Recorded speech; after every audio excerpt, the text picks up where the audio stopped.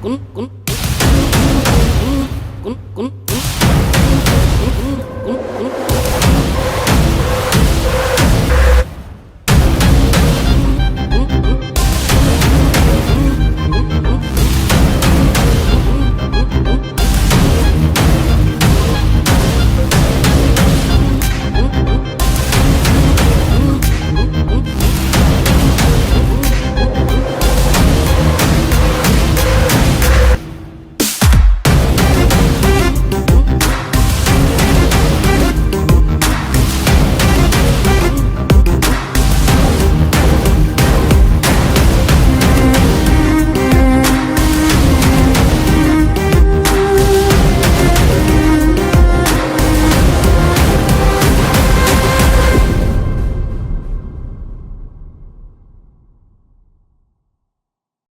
Evening class, welcome all to Shauryavas Sainik school middle school YouTube channel. जय हिंद to all students. तो बेटा यहाँ पे आपकी मैथ की क्लास स्टार्ट हो चुकी है और आज का जो टॉपिक रहेगा वो है आपका एवरेज, हिंदी में जिसको कहा जाता है औसत।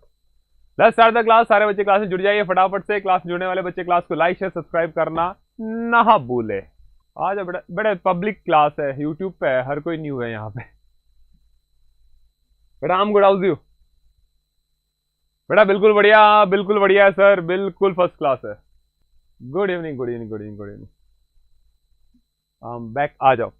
Do like share subscribe the class. बेटा स्टार्ट कर रहे हैं हम अपना चैप्टर का नाम है एवरेज। चलो सबसे पहले एवरेज का बेटा फॉर्मूला।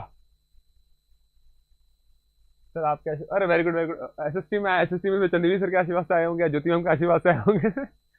एसएसटी में आए बेटा, मैथ से थोड़ी आए हैं। Rishabh Yadav okay okay. बेटा सबसे पहले एवरेज का फॉर्मूला। एवरेज का फॉर्मूला क्या होता है? एवरेज का फॉर्मूला बेटा, एवरेज का फॉर्मूला होता है sum of data. Sum of data, numbers, observation, कुछ भी हो सकता है बेटा। सम ऑफ डेटा हो सकता है, सम ऑफ डेटा की जगह बेटा ऑब्जर्वेशन कहते हैं लोग। ऑब्जर्वेशन हो सकता है, कुछ भी हो सकता है observation. Divided by number of data, कितने नंबर हैं, number of data slash observation. ये मिलता है बेटा किताबों के अंदर आपको हर जगह फॉर्मूला। हाँ बेटा सर ने बाल कटवाए हैं, बिल्कुल। Sum of quantity divided by number of quantity, उसका नंबर ऑफ क्वांटिटी। चलो ठीक है, नंबर ऑफ क्वांटिटी। आ जाओ। अब एवरेज का एक और फॉर्मूला लिखवा रहा बेटा, एग्जाम में आपके बहुत काम आएगा। अगर कॉन्जिक्यूटिव नंबर चल रहे हैं, लगातार नंबर चल रहे हैं, कॉन्जिक्यूटिव नंबर चल रहे हैं यानी बेटा लगातार। कॉन्जिक्यूटिव का मतलब होता है बेटा लगातार। हिंदी में क्या कहते हैं इसको? लगातार। तो बेटा आप एवरेज का एक और फॉर्मूला यूज कर सकते हो। एवरेज का आप एक और फॉर्मूला यूज कर सकते हो, वो होता है बेटा first value plus last value divided by 2। Last value divided by 2। फटाफट से इस फॉर्मूले को लिख लो बेटा, इसके ऊपर हम क्वेश्चन करने वाले हैं, ठीक है? तो बेसिक तो हर जगह बेटा ये फॉर्मूला मिलता ही है और इससे भी हम बहुत सारे क्वेश्चन को सॉल्व करेंगे ताकि एग्जाम में हमारा टाइम बच जाए। तो कॉन्जिक्यूटिव नंबर चल रहे हैं, लगातार नंबर चल रहे हैं बेटा, और आपसे कोई बोले कि एवरेज निकालना है, तो क्या करोगे आप? First value plus last value divided by 2। यानी किसी भी सीक्वेंस या सीरीज की मेरे को पहली और आखिरी वैल्यू मिल गई तो बेटा मैं उससे एवरेज निकाल सकता हूं। जैसे एग्जाम्पल के लिए बेटा 1 से लेके 21 तक के नंबर का एवरेज निकालना है। 1 से लेके 21 तक के नंबर का क्या निकालना है बेटा? एवरेज निकालना है। यानी 1 2 3 4 5 6 से लेके बेटा कहां तक जाना है? 21 तक जाना है। तो उन नंबर का एवरेज क्या होगा? 1 2 3 से लेके बेटा कहां तक का? डॉट डॉट डॉट 21 का एवरेज निकालना है। तो आप क्या करोगे? तो बेटा यहां पे सम ऑफ डेटा करने नहीं बैठेंगे सर। 1 प्लस 2 प्लस 3 प्लस 4, वो नहीं करना है तुमको बैठ के। 1 प्लस 2, ठीक है ना? ये नहीं करना है, टाइम वेस्ट हो जाएगा पेपर में। तो सीधा आपको पता है लगातार नंबर चल रहे हैं। सर ने बोला था first value last value divided by 2। पहली वैल्यू कितनी है बेटा? 1। आखिरी वैल्यू कितनी है? 21 डिवाइडेड बाई 2। यानी 22 का क्या कर दो? हाफ कर दो, आंसर आएगा 11। तो बेटा आंसर आपका इस फॉर्मूले से भी आ जाता, आने को तो यहां से भी आ जाता, लेकिन आपको क्या करना पड़ता? 1 से लेके 21 तक के सभी नंबर का सम करना पड़ता। यहां आप बिना सम के कर सकते हो, फटाफट से आंसर निकाल दो, फटाफट से फॉर्मूला लिख लेना और ये एग्जाम्पल लिख लेना, ठीक है? क्लियर है यहां तक? हाँ भाई, हाँ 11 इज द राइट आंसर। 63 बच्चे, 50 लाइक्स चाहिए क्लास के अंदर, कम से कम, मिनिमम। आगे चलो, अब एवरेज का फॉर्मूला देख लिया, एवरेज का सर दूसरा फॉर्मूला, अरे अर्जुन आएंगे बेटा, क्वेश्चन पे आएंगे। अच्छा एक क्वेश्चन है, पूछो। अब सवाल उठता है सर एवरेज होता क्या है बेटा? एवरेज होता है बीच वाली वैल्यू, याद रखना। एवरेज बेटा मिडिल वैल्यू होती है। एवरेज कुछ भी नहीं होता है बेटा, एवरेज को एक और शब्द से जाना जाता है, एवरेज का मतलब बेटा मीन भी होता है। तो एग्जाम में कभी कभी मीन ऑफ डेटा भी लिखा जाता है, तो बेटा मीन ऑफ डेटा का मतलब होता है एवरेज। एवरेज का मतलब क्या होता है? मीन, जिसका मतलब होता है बेटा एवरेज होती है मिडिल वैल्यू। क्या होती है? Middle value. बीच वाली वैल्यू क्या होती है? एवरेज होती है। लगभग लगभग बीच वाली वैल्यू को हम क्या कहते हैं? एवरेज कहते हैं, बिल्कुल। उसका ज्ञान हम बांट देंगे बेटा, चिंता मत करो, तुम रहने दो। हम एवरेज पढ़ा रहे, तुम कुछ एवरेज स्पीड की बातें कर रहे, ठीक है? मिड वैल्यू बेटा, बिल्कुल मिडिल वैल्यू यानी मिड वैल्यू। जैसे अगर मैं आपसे कहूं 5 नंबर है, एवरेज ऑफ 5 नंबर इज 21, तो बेटा find all the number, find all the number, find all the numbers. तो वो सारे नंबर फाइंड करो। तो बेटा क्वेश्चन क्या कह रहा है? 5 नंबर का एवरेज कितना है बेटा? 5 नंबर का एवरेज कितना है? 21 है। तो आपको सारे नंबर फाइंड करने की, ये नंबर कौन से हैं? कौन से 5 नंबर का एवरेज 21 है? तो अभी हमने देखा 5 नंबर है, एवरेज होता है बेटा मिडिल वैल्यू। तो 1 2 3 4 5, बीच वाली वैल्यू ये है बेटा। मिडिल वैल्यू क्या होता है? एवरेज होता है। तो यहां आ गया 21, ठीक है? 5 लगातार बेटा कॉन्जिक्यूटिव नंबर, लगातार नंबर आते हैं जो, ठीक है ना? सम नहीं निकालना है। तो बेटा इसके आगे क्या आएगा? 22, इसके आगे क्या आएगा? 23, इसके पीछे क्या आएगा? 20, इसके पीछे क्या आएगा? 19। आगे आंसर, आगे आंसर। बेटा हमको आई फ्लू नहीं हुआ हाल फिलहाल तक, टचवुड, बाकी देखेंगे। क्लियर है बेटा? आपने टोटल निकाल दिया, मैंने टोटल नहीं पूछा, मैंने कहा पांचों के पांचों नंबर पता करो कौन से होंगे, पांचों के पांचों नंबर पता करो बेटा कौन से होंगे। सर ने तो बस ये पूछा था।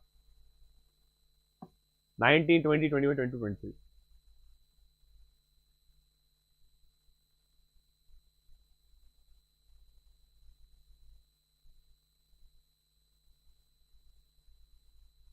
लैग नहीं करी बेटा क्लास, बिल्कुल भी लैग नहीं करी। अब आ जाओ वेयर्स, पूछो पूछो पूछो बेटा, लिखा मत करो कि डाउट है, सीधा पूछा करो। अब सवाल कहां आता है बेटा? समझो सवाल ये है बेटा, 5 के अंदर तो तुमको पता चल गया, क्वेश्चन आ गया average of 6 consecutive number, average of 6 consecutive number is, let's say 30. Find the smallest number. Find the smallest number. Find the smallest number. अब बड़ी वाली तकलीफ स्टार्ट होती है। Find the smallest number. सबसे छोटा नंबर कौन सा होगा बेटा? 6 लगातार नंबर आ रहे हैं, निर्भय आ रहे हैं बेटा, वहीं आ रहे हैं। थैंक यू खुशबू सिंह। और क्लास में लाइक 50 कर दो बेटा। पहले क्वेश्चन लिख लो, मैं कह रहा हूं मैं सब करवा दूंगा, तुम टेंशन ना लो। मैं कह रहा हूं बेटा मैं सब करवा दूंगा, तुम टेंशन ना लो। चलो एग्जाम में आ गया 6 कॉन्जिक्यूटिव नंबर्स का एवरेज कितना है बेटा? 30 है। और पूछ लिया सबसे छोटा नंबर बताओ। अच्छा जो मैं कह रहा था वही डाउट है, तो मैं सारे कराऊंगा ना, चिंता मत करो। लगातार 6 नंबर है बेटा, उनका एवरेज कितना है? 30 है। स्मॉलेस्ट नंबर क्या है? आ रहा हो बेटा, क्लास लैग नहीं कर रही है, this is the last time I am telling you. अब बेटा यहां प्रॉब्लम क्या आती है पता है? 1 2 3 4 5 और 6। अब सर मिडिल वैल्यू कौन सी ले? अब मिडिल वैल्यू कौन सी ले? हाय सर, अब बेटा मिडिल वैल्यू कौन सी ले? प्रॉब्लम यहां क्रिएट होती है कि सर अब तो बीच वाली वैल्यू कौन सी है? 3 नंबर इधर भी है, 3 नंबर इधर भी है। बेटा सिंपल सी रूल सीखो, एवरेज होता है मिडिल वैल्यू, 3 नंबर इस तरफ है और 3 नंबर बेटा उस तरफ है, यानी एवरेज आपको ये बीच वाला दे रखा। ये कितना है बेटा? आपको 30 दे रखा। कितना दे रखा? 30। कितना दे रखा बेटा? 30। नहीं नहीं नहीं बेटा, लक्ष्मी बेटा ऐसे नहीं होता, ऐसे नहीं होगा।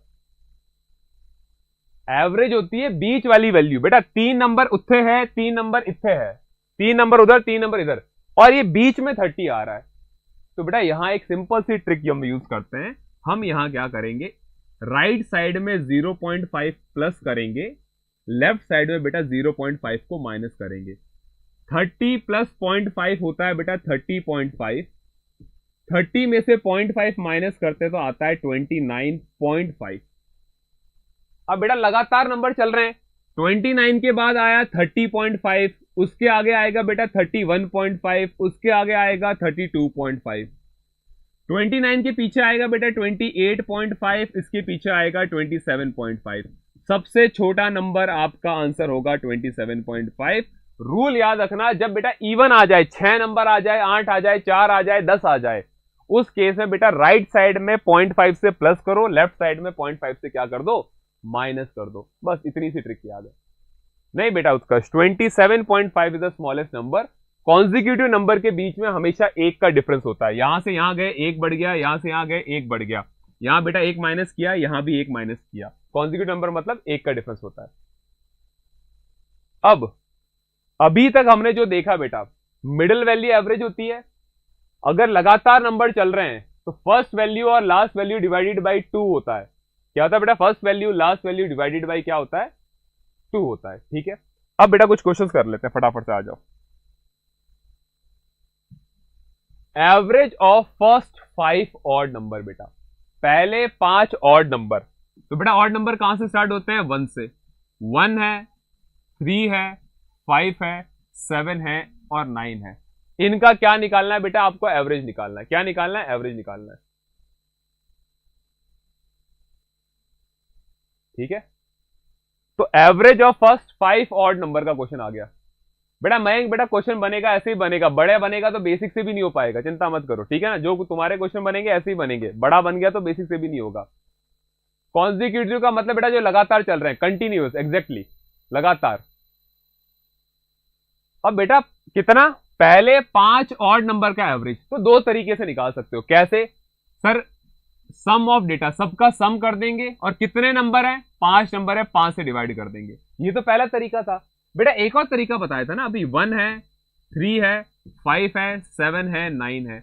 आपके पास फर्स्ट नंबर है, आपके पास लास्ट नंबर है, तो बेटा क्या करोगे? First number plus last number divided by 2 कर दो। 10 डिवाइडेड बाई 2 कितना आएगा बेटा? 5। तो बेटा बेसिक वाले से भी आंसर 5 आएगा, इधर से भी आंसर क्या आएगा? 5 ही आएगा। इन सब का सम करते हैं आता है 25। 25 को 5 से डिवाइड करो, आंसर क्या आएगा? 5 आएगा। दोनों तरीकों से आंसर सही आएगा। निर्भय मेरे को पता है वो ट्रिक बेटा, 5 जितने नंबर है वही वो ट्रिक मेरे को पता है। निर्भय ज्ञान सर बांटेंगे, ठीक है, ज्ञान सर बांटेंगे। मेरे को पता है वो ट्रिक क्या होती है। ज्यादा फॉर्मूले सर को याद नहीं करवाने, इसीलिए सर नहीं बता रहे। ठीक है ना, इवन नंबर ऑड के अंदर n होता है, इवन के अंदर n+1 होता है। वो किताबों के अंदर फॉर्मूले दे रखे हैं, जिनको याद करना करे, कोई डाउट नहीं उस पर। हाँ बेटा मिडिल वैल्यू वाली ट्रिक भी आ सकती है। नेक्स्ट बेटा मिडिल वैल्यू वाली भी आ सकती है। बीच वाली वैल्यू क्या है? 5 है। आगे आंसर। ठीक है दोनों से बेटा, ठीक है ना। आ जाओ नेक्स्ट क्वेश्चन पे। Average of first 25 natural numbers. Average of first 25 natural number, पहले 25 नेचुरल नंबर का बेटा एवरेज क्या होगा?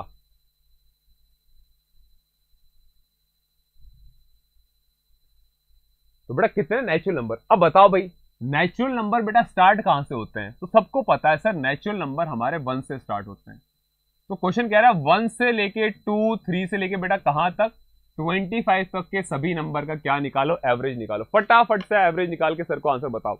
Do like the class, do like the class बेटा। First value last value divided by 2, लगातार नंबर है सर, पहली वैल्यू है, लास्ट वैल्यू है। 1 + 25 डिवाइडेड बाई 2, 26 डिवाइडेड बाई 2 कितना आएगा बेटा? 13। ये आ गया सबके। चलो चलो भाई अगला, इसका देखते हैं आंसर कितनों का आता है। Let's try. Average of first 10 whole numbers का आंसर। शुरू हो जाओ। कैमरा इज नॉट डांसिंग बेटा वो। Average of first 25 sorry first 10 whole number. अब इसका आंसर दो। नेचुरल नंबर 1 से स्टार्ट होता है, होल नंबर 0 से स्टार्ट होता है, बता दिया मैंने, इससे ज्यादा मैं नहीं बताऊंगा।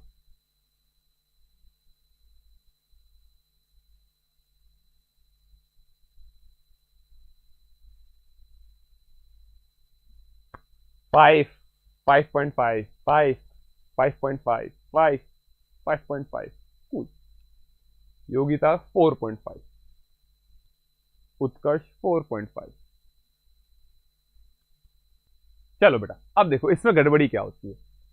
फर्स्ट 10 होल नंबर, फर्स्ट मतलब बेटा होल नंबर कहां से स्टार्ट होता है? 0 से। सुनो तुम, पहले 10 होल नंबर, पहला नंबर होता है बेटा 0, 1, 2, 3, 4, 5, 6, 7, 8, 9।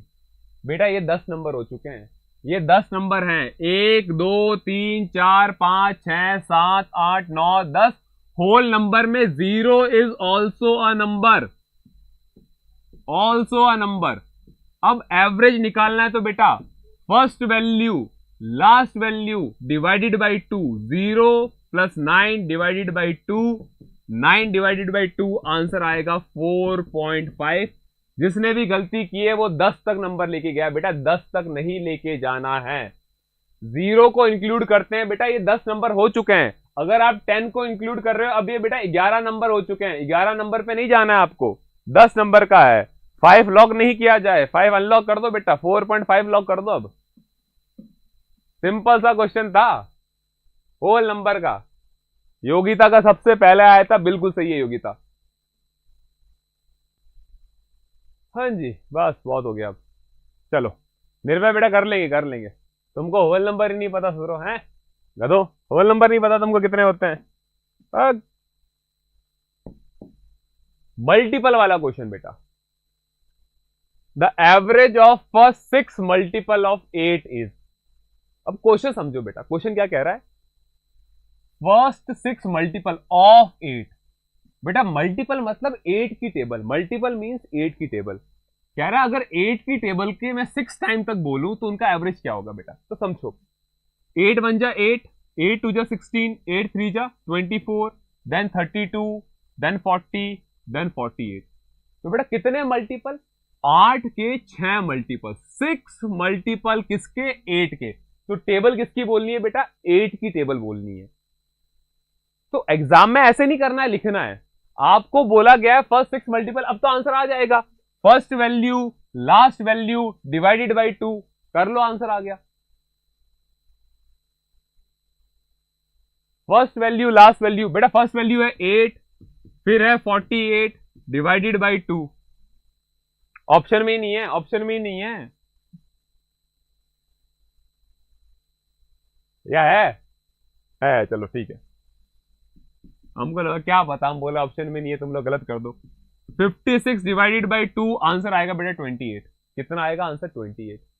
28 बिल्कुल सही है बेटा, 28।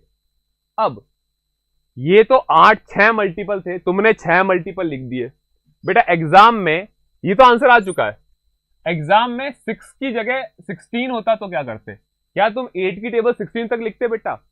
बेटा कॉन्जिक्यूटिव नंबर मतलब एक सीक्वेंस में चलने वाले बेटा, सीक्वेंस में चलने वाले, सीक्वेंस में चलने वाले नंबर जिसके अंदर आपको फर्स्ट और लास्ट पता हो, वो समझाने के लिए बताया था। रूल ये है कि आपको फर्स्ट और लास्ट नंबर पता है, आप एवरेज निकाल सकते हो, ठीक है ना। अब बेटा 16 आ जाए तो क्या करो? तो तुमको पता है 8 की टेबल कहां तक बोलनी है? 16 तक। तो बेटा सबसे पहले 8 1 जा 8। अब 16 बोलना है तो बेटा 8 को 16 से इंटू कर दो। तो ये तो मिल गई सर फर्स्ट वैल्यू, और ये हो गई बेटा लास्ट वैल्यू। कितना आएगा? 108। अब निकालो, आंसर आ गया, आंसर आ गया। तो बेटा दोनों को जोड़ो, 108 प्लस 8 116। 116 का क्या कर दो बेटा? हाफ कर दो। First plus last value divided by 2 कितना आएगा बेटा आपके पास? ये 58 आंसर आएगा 58, 68 नहीं बेटा 58। माय बैड बेटा 108 नहीं आएगा, यहाँ 108 नहीं आएगा, सॉरी 80 के अंदर 48 ऐड करना था बेटा, मैंने 60 के अंदर 48 ऐड कर दिया, माय बैड। किसको समझ में नहीं आया? जतिन सुन लो बेटा, देखो क्वेश्चन में एग्जाम में आ गया पहली 16 मल्टीपल ऑफ 8। बेटा मल्टीपल का मतलब 8 की टेबल बोलनी है 16 तक, तो पेपर में ऐसे नहीं करना है। आपको फर्स्ट वैल्यू पता है 8 1 जा 8, 8 2 जा 16, लास्ट वैल्यू क्या होगी बेटा? 8 इंटू 16 कर दो, तो फर्स्ट वैल्यू आ गई, लास्ट वैल्यू आ गई। नहीं बेटा मैंने 60 प्लस 48 कर दिया था, मैं दिमाग के अंदर कैलकुलेट कर रहा था, मैं 60 प्लस 48 कर दिया था, ठीक है ना।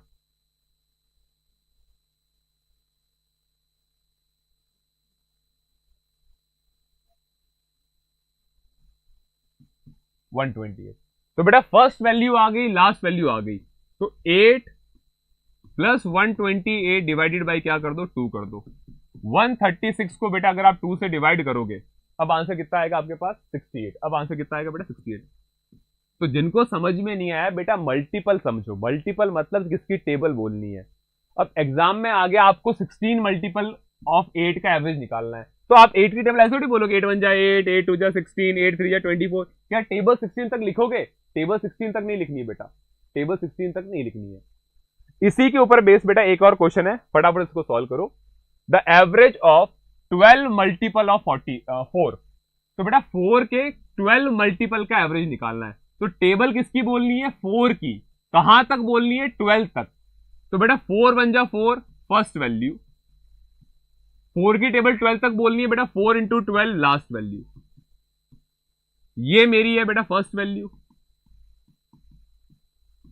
ये आगे मेरी लास्ट वैल्यू। एवरेज निकालो और बताओ आंसर क्या आएगा। एवरेज निकालो, बताओ आंसर क्या आएगा। First value plus last value divided by 2, 52 divided by 2 कितना आएगा? 26 आएगा। Option number D, option number D.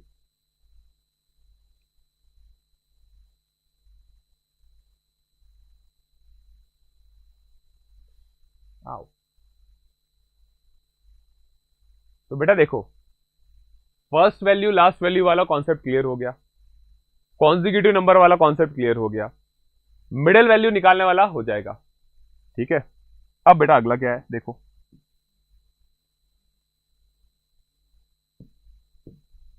The average of 5 consecutive number is 15। अभी क्या था बेटा ऐसा क्वेश्चन, 5 लगातार नंबर हैं, उनका एवरेज कितना है? 15। लगातार है 5 नंबर, 1 2 3 4 5, एवरेज होता है middle value.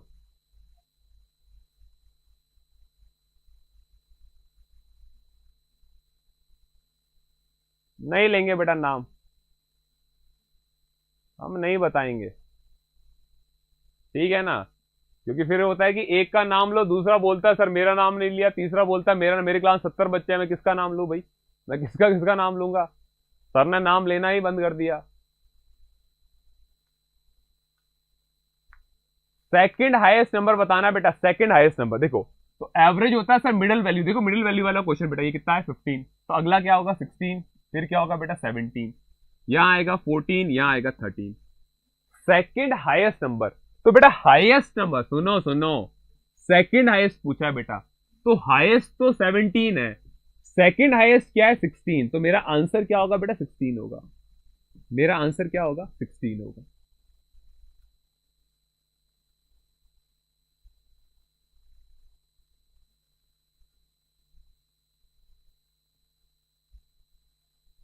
Thank you Netra बेटा, डन छे, क्लियर छे, आगे बढ़ो छे। The average of 11 consecutive number is 30। The smallest number, सबसे छोटा नंबर फाइंड करके बताओ। हाँ भाई, क्लास में आने वाले बच्चे क्लास को लाइक करना ना भूले। अगला करो स्पीड में, चैट रेट कमी मत होने दो, स्पीड में करते जाओ बेटा। ये फर्स्ट टाइप है जिसके अंदर हम सेकंड वाला फॉर्मूला, देखो बेटा मैं 2 फॉर्मूले ज्यादा यूज करवा रहा हूं, एक तो फर्स्ट प्लस लास्ट वैल्यू वाला है,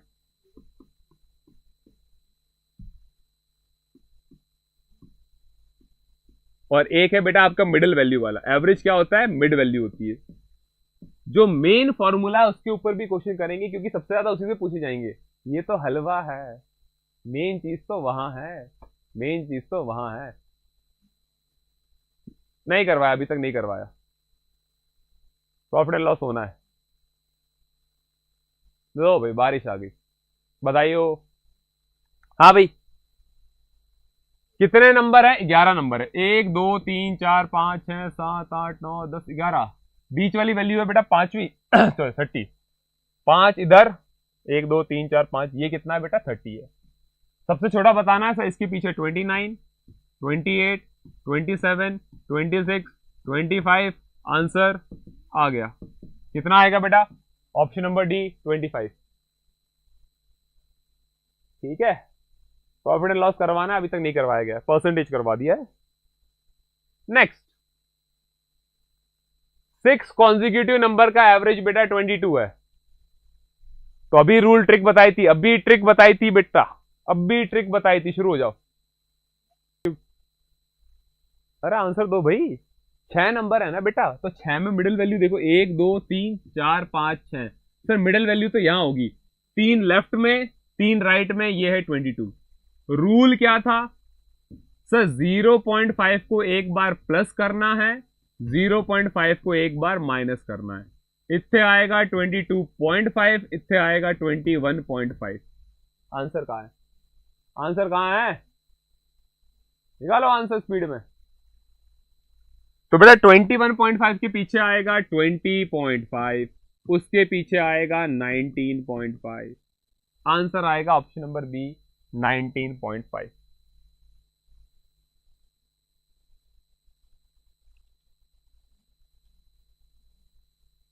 ठीक है, चलिए जरा आगे। ये रहेगा आपका होमवर्क, कीजिए, बधाई हो, आगे बढ़िए। अच्छा ये नहीं है ना, अभी यहां से स्टार्ट नहीं करना अपने को, ये छोड़ो, इवन ऑड वाला अभी छोड़ो। हाँ जी, बच्चों वाला सवाल बच्चों के तरीके से पूछता हूं। 3 4 5 का एवरेज क्या होगा?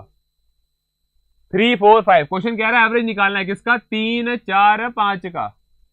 बेटा लगातार नंबर चल रहे हैं, कॉन्जिक्यूटिव नंबर है ना। 3 4 5 कौन से नंबर होते हैं? कॉन्जिक्यूटिव नंबर हो रहे हैं, लगातार चल रहे हैं। तो बेटा बीच वाली वैल्यू आपका आंसर हो जाएगा। मिडल वैल्यू आंसर तभी होगा जब बेटा कॉन्जिक्यूटिव नंबर चल रहे हैं। ठीक है बेटा, मिडल वैल्यू वाला, मिड वैल्यू आपका एवरेज होता है, मैंने आपको बता दिया। मिड वैल्यू क्या होता है बेटा? एवरेज होता है। इसको तभी यूज करना जब कॉन्जिक्यूटिव नंबर चल रहे हो, कॉन्जिक्यूटिव नंबर। अब पता चला पेपर में ऐसा आया, 3 5 9 और 20 का एवरेज निकालना है, और एक और ले लो 25। पेपर में आ गया इन 5 का एवरेज निकालना है। तुम लोगों ने बोल दिया सर बीच वाली वैल्यू 9 आंसर है, गलत हो जाएगा। ये नंबर लगातार नहीं चल रहे हैं बेटा, यहां नहीं चल रहे हैं लगातार, इस चीज का ध्यान रखिएगा। एग्जैक्टली अनिरुद्ध, अब यहां पे 9 एवरेज नहीं होगा। अब यहां बच्चों की तरीके से क्या करेंगे? बेसिक से इन सबको जोड़ो और किससे डिवाइड करेंगे? कितने नंबर है? 1 2 3 4 5 नंबर से डिवाइड करेंगे। तो ये नोट बना के लिख लेना बेटा, ये नोट बना के लिख लो अच्छे से।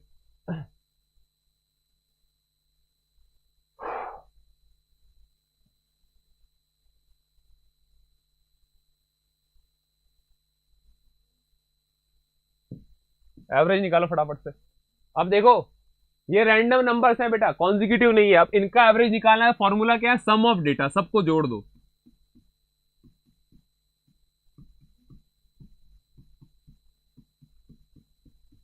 जोड़ दो, कितने नंबर हैं?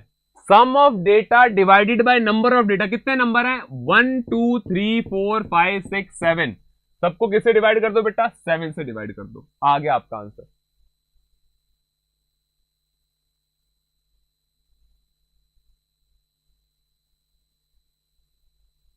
ख्याति बेटा, ख्याति बेटा, 3 4 5 3 नंबर हैं, तो बेटा किससे डिवाइड करेंगे? 3 से डिवाइड करेंगे ना बेटा, 2 से क्यों करेंगे? वाई काई को? Sum of data divided by number of data. बेटा कितने नंबर हैं? नंबर ऑफ डेटा कितने नंबर हैं? 3 नंबर है बेटा, 3 से डिवाइड करेंगे। कहती बेटा क्लियर? आंसर कितना आ रहा है? 13, यानी इन सबका टोटल आ रहा है 91। 7 से डिवाइड करूंगा तो आएगा मेरे पास 13, ऑप्शन नंबर बी। ओके, तो बेटा ये थी आपकी क्लास एवरेज की। अभी इसके अंदर बहुत सारे क्वेश्चन बाकी है, बैटिंग एवरेज की क्वेश्चन बाकी है। कोई टीचर कोई स्टूडेंट आ रहा है, कोई स्टूडेंट जा रहा है, एक आदमी के आने से एवरेज कम हो गया, बढ़ गया, एवरेज में गलती हो गई, ये बहुत सारे कॉन्सेप्ट बाकी हैं एवरेज के। और एवरेज के बेटा हमारे एग्जाम में कितने क्वेश्चन आते हैं? 3 to 4 क्वेश्चन। तो बाकी की सारी क्लास आपके शौर्य बात ऐप पर होगी। अगर आप भी सैनिक स्कूल मिडिल स्कूल की तैयारी कर रहे हैं तो बेटा जस्ट फॉर ₹599 पर मंथ अभी आपको कोर्स मिल रहा है। ये रेट कभी भी चेंज हो सकती है। तो आज के लिए इतना ही, वापस हम कल मिलेंगे। थैंक यू, जय हिंद।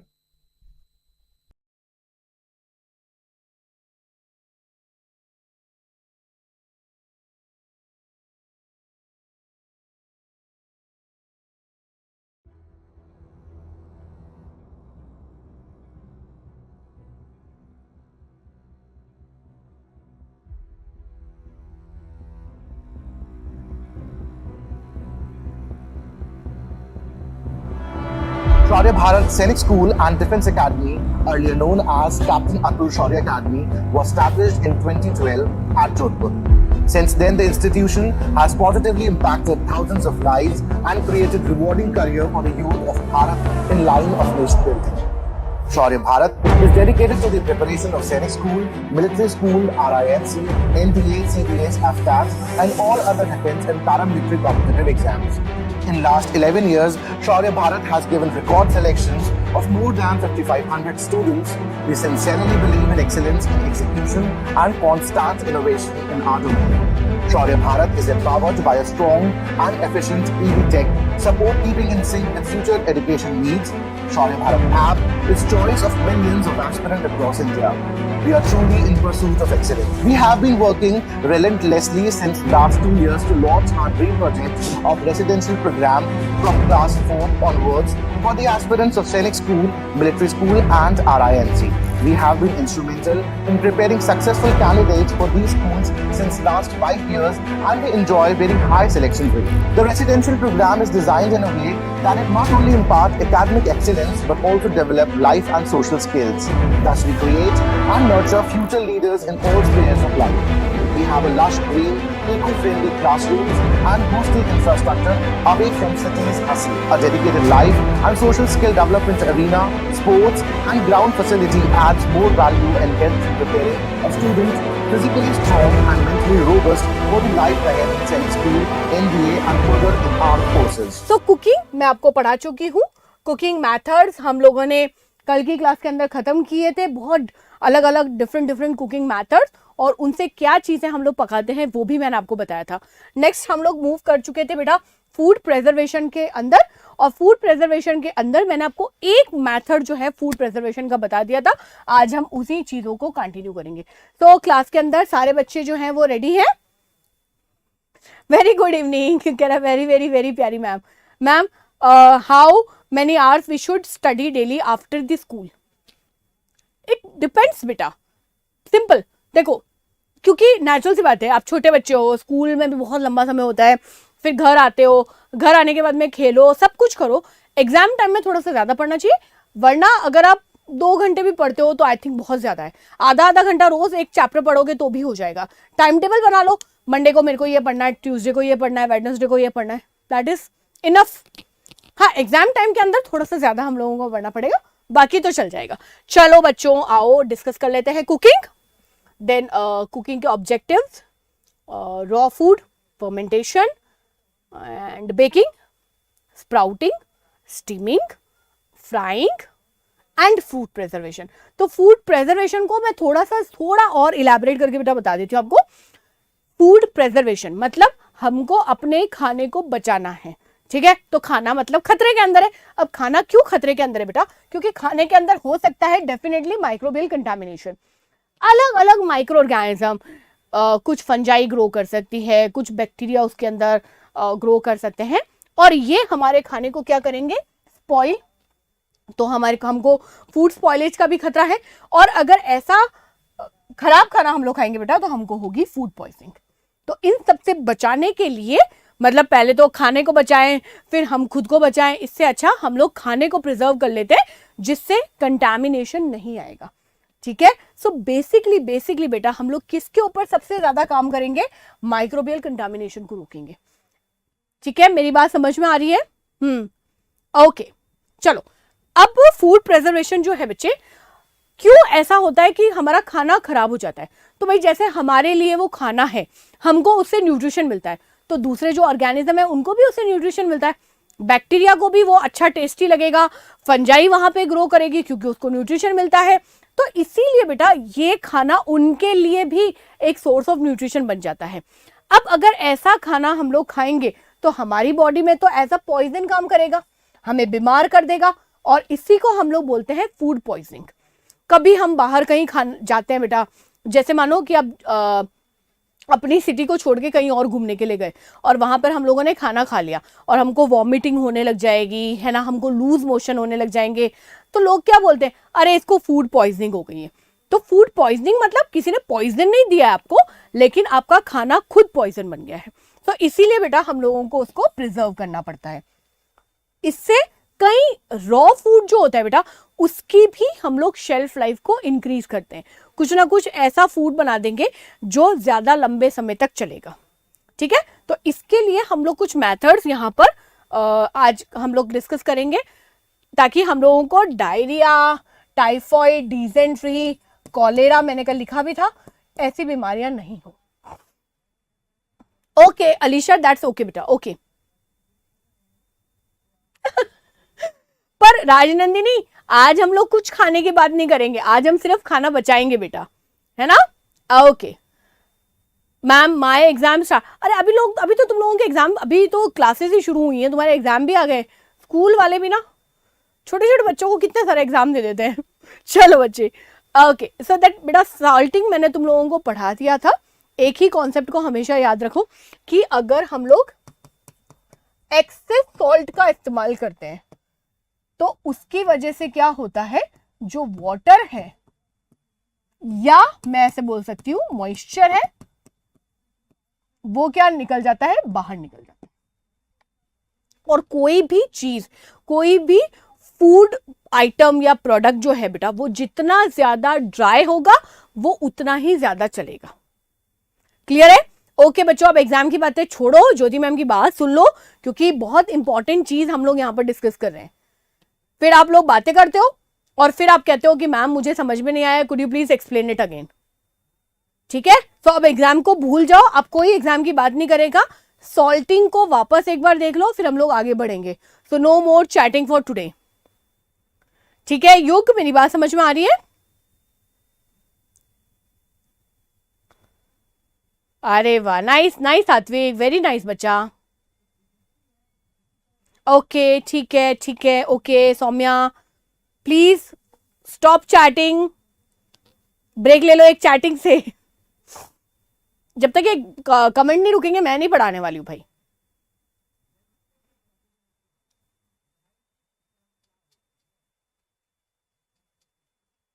चलो तो वापस आ जाओ बेटा सॉल्टिंग के ऊपर। तो सॉल्टिंग में क्या करते हैं, कोई भी हमारा फूड सब्सटेंस होता है उसको हम लोग क्या करते हैं, एक्सेस सॉल्ट के अंदर रैप करके छोड़ देते हैं। ऐसा करने से क्या होता है बेटा, ये जो सॉल्ट है ये सारा का सारा मॉइस्चर और पानी जो है वो पूरा बाहर निकाल लेता है। गुड। अब जैसे ही मॉइस्चर या वाटर कंटेंट कम हो जाता है तब वहां पर क्या होता है, जितना भी माइक्रोबियल ग्रोथ है वो रुक जाती है, क्योंकि माइक्रो ऑर्गेनिज्म को, फंजाई को ग्रो करने के लिए मॉइस्चर चाहिए ही चाहिए।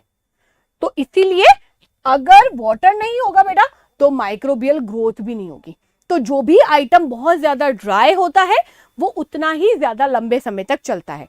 जैसे मैं इससे अलग हटके तुमको एक चीज बताती हूँ। हमारे घर में ग्रेन्स आते हैं, ग्रेन्स मतलब गेहूं आता है बेटा, चावल आता है, पल्सेस यानी कि दालें आती हैं, और उनको मम्मी स्टोर करके रखती है। बट क्योंकि वो सूखी है, ड्राई है, तो वो कभी भी खराब नहीं होती हैं। लेकिन यही आपने दाल को एक बार बना दिया, या दाल थोड़ा सा गीला हो गया, गेहूं आपका गीला हो गया, तो वो नेक्स्ट डे से सड़ना शुरू हो जाएगा। क्यों? क्योंकि माइक्रोबियल ग्रोथ के लिए वाटर जरूरी है। तो सॉल्ट क्या करता है, इस वाटर को बाहर निकाल देता है। अब सॉल्टिंग से हम लोग कौन कौन सी चीजों को प्रिजर्व करते हैं, या हम कौन कौन सी चीजें बनाते हैं, तो हम किसी भी सब्जी का अचार बना सकते हैं बेटा। बहुत सारे अचार हमारे घर में बने हुए होते हैं और सालों साल चलते हैं। तो आपने कभी सोचा कि वो सालों साल कैसे चलते हैं, जबकि घर में बनी हुई सब्जी तो दूसरे दिन खराब हो जाती है? इसीलिए बेटा, क्योंकि उसके अंदर सॉल्ट है, और जहां सॉल्ट है माइक्रो ऑर्गेनिज्म ग्रो नहीं करेंगे। फिश तो बहुत एक्सपोर्ट भी होती है। अब मैं यहां से आज एक फिश जो है उसको भेजू गई, तो वो फिश तो खराब हो जाएगी ना बेटा, लेकिन जो सॉल्टेड फिश होती है वो इतनी जल्दी खराब नहीं होगी। माइक्रोबियल ग्रोथ का मतलब होता है नेत्रा, जहां पर भी हमारे बैक्टीरिया, हमारी फंजाई ये ग्रो करेगी, that are there are microscopic, no they are micro organism. So microbial growth का मतलब वही होता है। Ma'am that is why pickle last, बिल्कुल they have salt in them ना। और जब पिकल बनाया भी जाता है ना बेटा, तो उसको सॉल्ट के साथ में ट्रीट किया जाता है। पिकल बनाने का एक तरीका होता है, उसको ड्राई भी करेंगे, है ना, अभी मैं आगे नेक्स्ट मेथड वही पढ़ाऊंगी तुम लोगों को। तो हम उसको ड्राई भी करेंगे, हम उसको सॉल्ट के अंदर रैप भी करके रखेंगे, और फिर मसाला और तेल डाल के उसका अचार बनाया जाता है। Same as with fish only, fish को भी ऐसे करेंगे, ड्राई भी करेंगे, नमक भी लगाएंगे, तब जाके फिश बहुत ज्यादा टाइम तक चल पाती है। हाँ, पर वो नमक निकल जाता है बेटा, कहीं ना कहीं एडजस्ट हो जाता है। हम तो अचार खाते ही है ना, क्या हमको अचार इतना ज्यादा ऐसे लगता है बहुत सॉल्टी है? नहीं, तो वो उसका टेस्ट एडजस्ट हो जाता है बच्चे। हाँ बेटा, क्लास होगी, संजय सर आए, खूब आए, बिल्कुल क्लास लेंगे तुम्हारी। फंगस, फंजाई ग्रो करती है ना, जिसको हम लोग बोलते हैं क्या लग गई, फफूंद लग गई है। मेरा अचार छोड़ दो, अभी तुम पहले ये पढ़ लो। ओके, चलो बेटा, नेक्स्ट हम लोग, पहले मैं तुमको ड्राइंग जो है वो पढ़ाना चाहती हूँ, बट एनीहाउ हम लोग पहले बॉइलिंग पढ़ लेते हैं। सो नेक्स्ट जो मेथड है हमारा, जिससे कि हम लोग फूड को बिल्कुल प्रिजर्व कर सकते हैं बेटा, माइक्रोबियल ग्रोथ को रोक सकते हैं, उसमें आती है हमारी बॉइलिंग। तो बॉइलिंग के अंदर क्या होता है, नेचुरल सी बात है, बहुत हाई टेम्परेचर होता है। हर एक प्रिजर्वेशन के मेथड के अंदर एक फैक्टर होगा बेटा, उस फैक्टर की वजह से वहां पर माइक्रोबियल ग्रोथ नहीं होगी। तो यहां पर वो फैक्टर क्या हो जाएगा, हाई टेम्परेचर। अब इतना हाई टेम्परेचर है, उसके ऊपर कहीं कोई माइक्रो ऑर्गेनिज्म ग्रो करेगा? नहीं कर सकता बेटा, है ना। तो इसीलिए वो क्या करता है, ग्रोथ को रोक देता है। जर्म्स मतलब सेम चीजें, माइक्रो ऑर्गेनिज्म सेम चीज बेटा, तो वो माइक्रो ऑर्गेनिज्म की ग्रोथ को रोक देता है। जैसे हम पानी को बॉईल करते हैं, मिल्क को बॉईल करते हैं, क्यों बॉईल करते हैं? क्योंकि बॉइलिंग से वो अच्छा हो जाता है, सेफ हो जाता है। हम कहीं बाहर चले जाएं बच्चों, ध्यान रखना हमेशा, कहीं पर भी बाहर चले जाएं और हमको पानी के अंदर कोई भी डाउट है, हमको लगता है पता नहीं साफ है या नहीं है, तो सबसे बढ़िया तरीका यह है बेटा कि उस पानी को आप बॉईल करो, और जैसे आप पानी को बॉईल करते हो फिर उसे ठंडा करो, गरम गरम मत पी लेना, ठंडा करो और फिर उसको पियो। वो पानी 100% आपके लिए सेफ हो जाएगा। जैसे ये 100% सेफ है बेटा। कितने डिग्री पे उबालेंगे इसको? 100 डिग्री सेल्सियस। ये पानी का बॉइलिंग टेम्परेचर है, मैंने तुम लोगों को पढ़ाया है। अबव 40 बेटा, अबव 40 पे बहुत कम माइक्रो ऑर्गेनिज्म ग्रो करते हैं, सो मोस्ट ऑफ देम वो डेड हो जाएंगे। लिख लो बच्चे इसको, फिर हम लोग आगे बढ़ेंगे।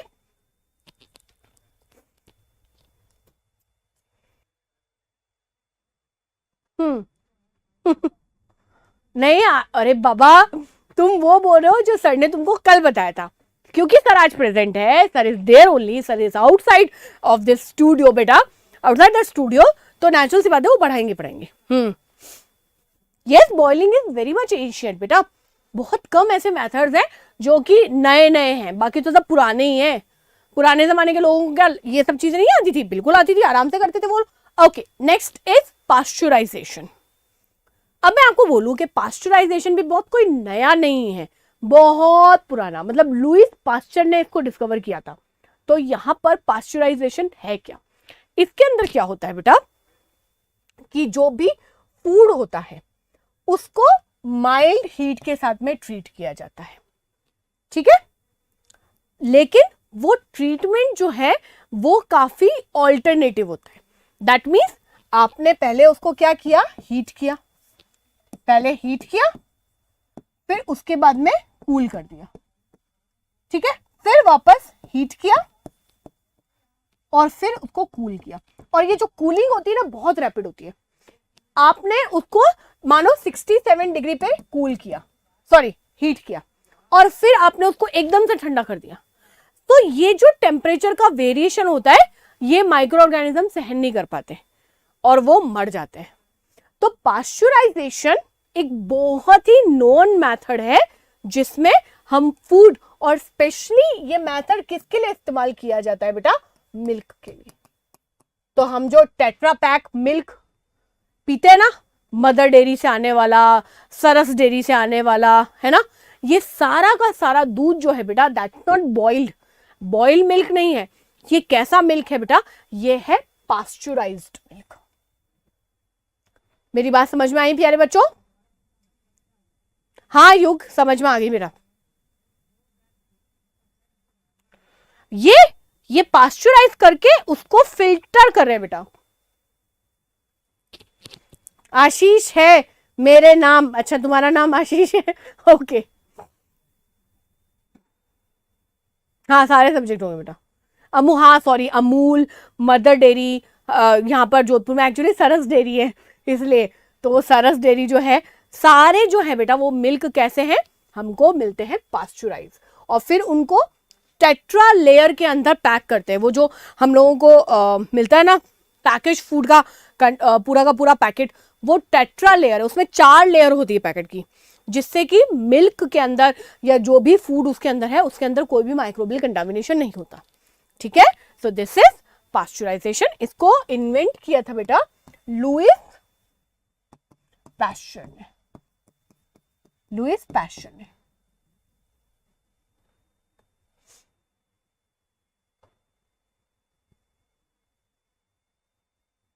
सात्विक, एक दिन एक लाइन में मुझे समझ में आता है, 4 बार लिखने की जरूरत नहीं है बेटा, ओके। सांची, ओके सांची नाम है आपका, okay fine. What eliminate pathogen, what is eliminate pathogen? Eliminate का मतलब होता है बेटा निकाल देना, है ना, बाहर फेंक दिया उसको निकाल के। तो पैथोजन इज सेम माइक्रोब्स, ठीक है, जो डिजीज को कॉज करते हैं हम उनको पैथोजन बोलते हैं। What is Tetra Pak? Okay Tetra Pak मैं समझाऊं, देखो क्या होता है कि यहां पर कहां बनाऊं, यहां बना देती हूँ, ओके। तो ये एक पैकेट है बेटा मेरे पास में, है ना। अब ये जो पैकेट है इसके अंदर 4 लेयर है,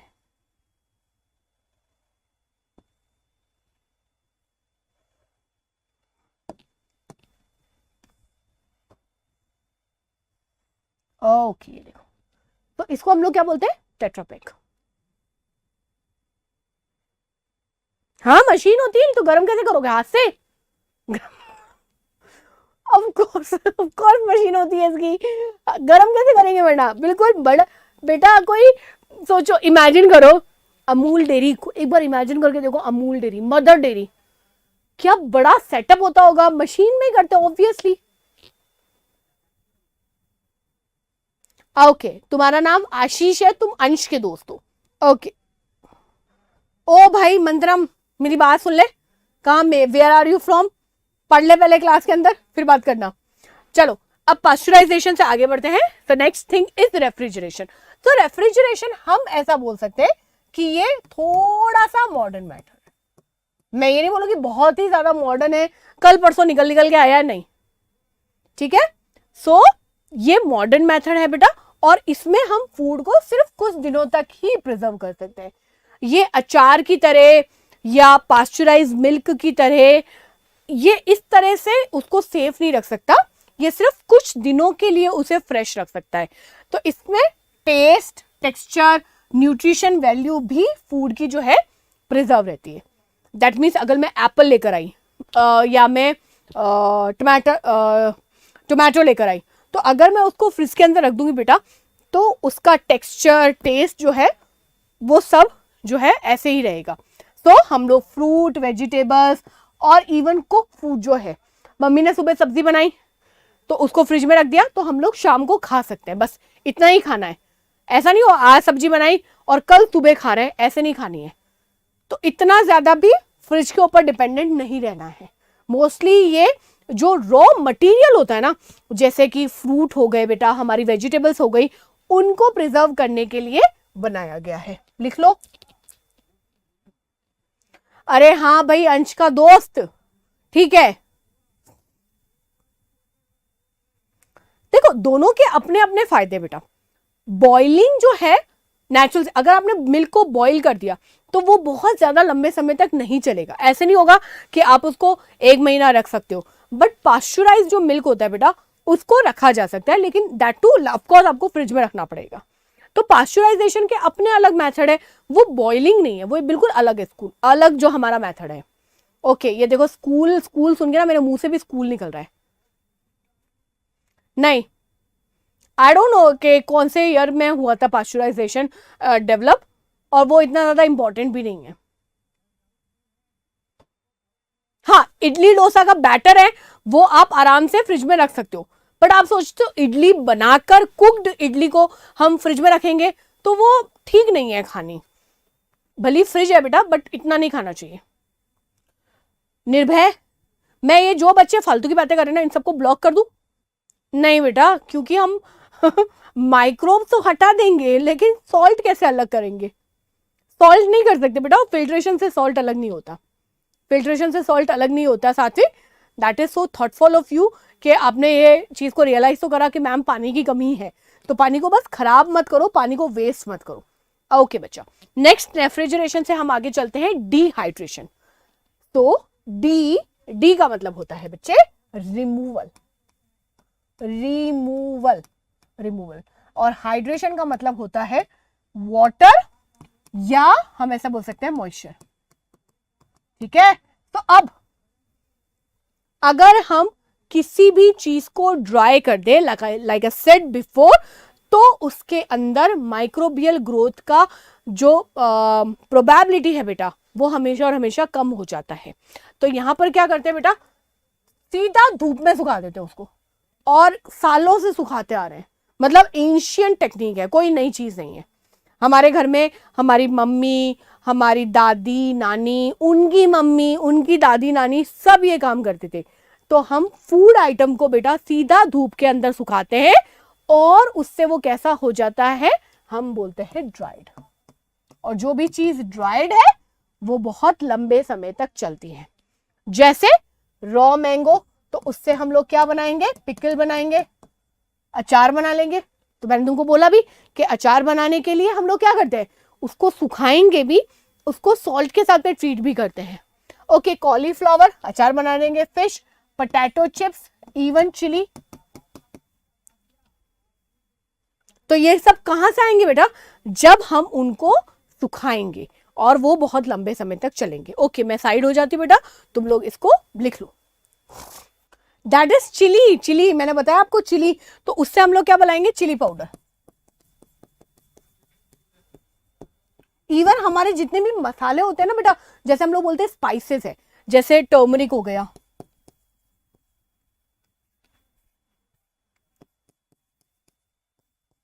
टर्मरिक हो गया, है ना, हमारा कोरिएंडर, धनिया पाउडर हो गया, वो सारी की सारी चीजें हम लोग कहां से लेकर आते हैं, प्लांट से निकाली, उसको ड्राई किया और फिर उसको पाउडर बना दिया। तो इस तरह से ये सब चीजें आएंगी। अब इसको देखो, आलू के चिप्स खाए घर में कभी किसी ने? आलू के चिप्स भी ऐसे ही बनते हैं। बॉटल, अरे हाँ हाँ ठीक है, अभी यहां पर ध्यान दो सात्विक, यहां पे आ जाओ। डन। तो हम लोग आलू के चिप्स भी बेटा इसी तरह से बनाते हैं। तो आलू को कट करेंगे, फिर उसको सुखाएंगे, ठीक है, और फिर उसके बाद में उसको तेल के अंदर फ्राई करके खाते हैं। यस, सारी स्पाइसेस हम लोग इसी तरह से बनाएंगे। क्लियर? चलो नेक्स्ट हम लोग मेथड देख लेते हैं, एंड दैट इज स्वीटनिंग। तो स्वीटनिंग में बेटा क्या है, सॉल्टिंग की तरह है, सेम कॉन्सेप्ट हम लोग लाएंगे। हम यहां पर एक्सेस शुगर इस्तेमाल करेंगे। वहां क्या इस्तेमाल किया था? हम लोगों ने एक्सेस सॉल्ट, यहां पर क्या निकालेंगे? Excess sugar. इसके अंदर भी जर्म्स या हम ऐसे बोल सकते हैं माइक्रो ऑर्गेनिजम्स की ग्रोथ को रोकेंगे और इससे क्या बनाएंगे? जैम्स, जेलीज, मुरब्बा। यहां लगाया मैंने, देखो यहां पे। और इसमें भी क्या होता है बेटा? वाटर जो है वो बाहर निकल जाता है।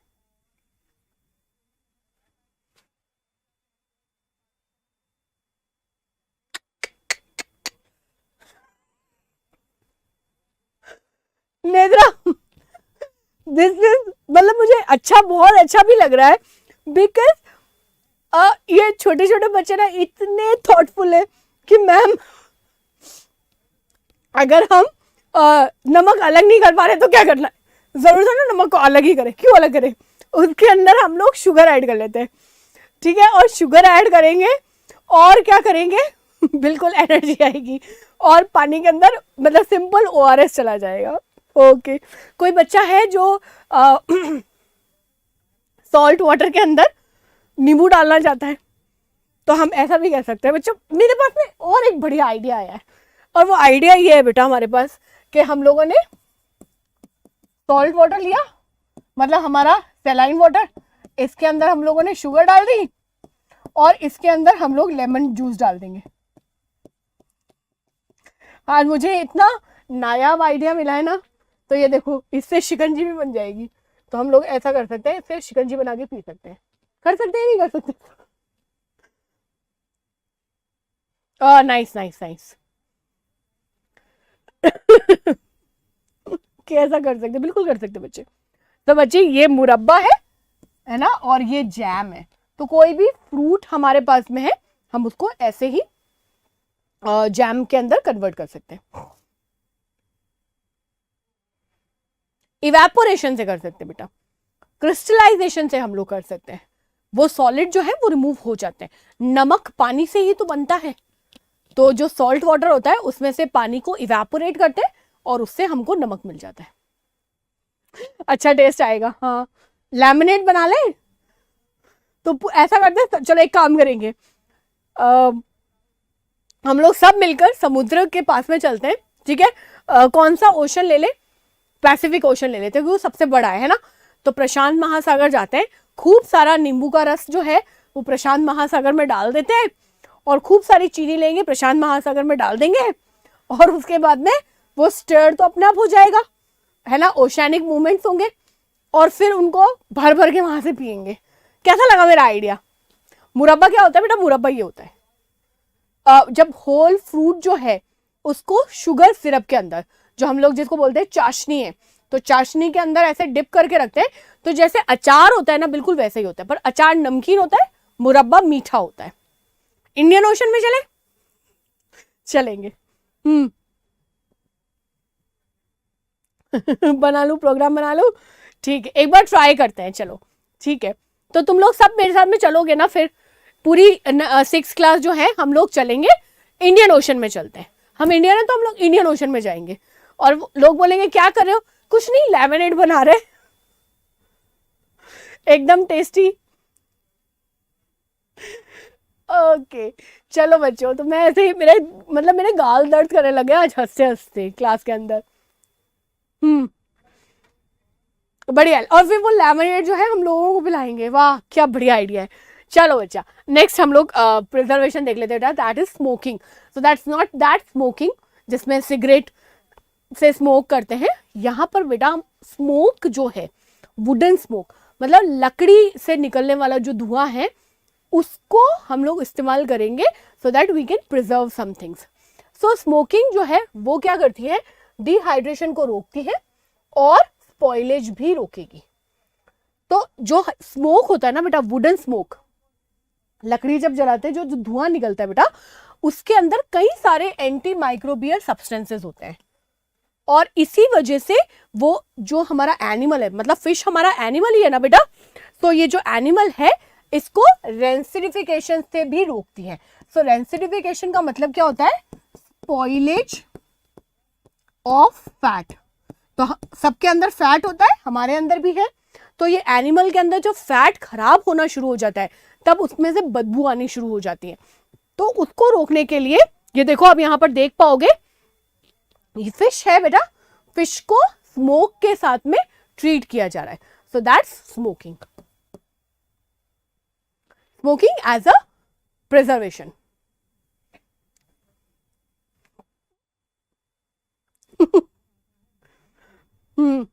Lemonade for all India. Ma'am jeep निकालो, जीप तो लानी पड़ेगी पहले। क्रूज बुक करूं, सही है, बढ़िया। ठीक है, तो कितने 71 बच्चे। ओके, तो अब एक काम करो, जल्दी से जितने भी 71 बच्चे मुझे देख रहे हैं वो जल्दी से क्लास को लाइक कर दो।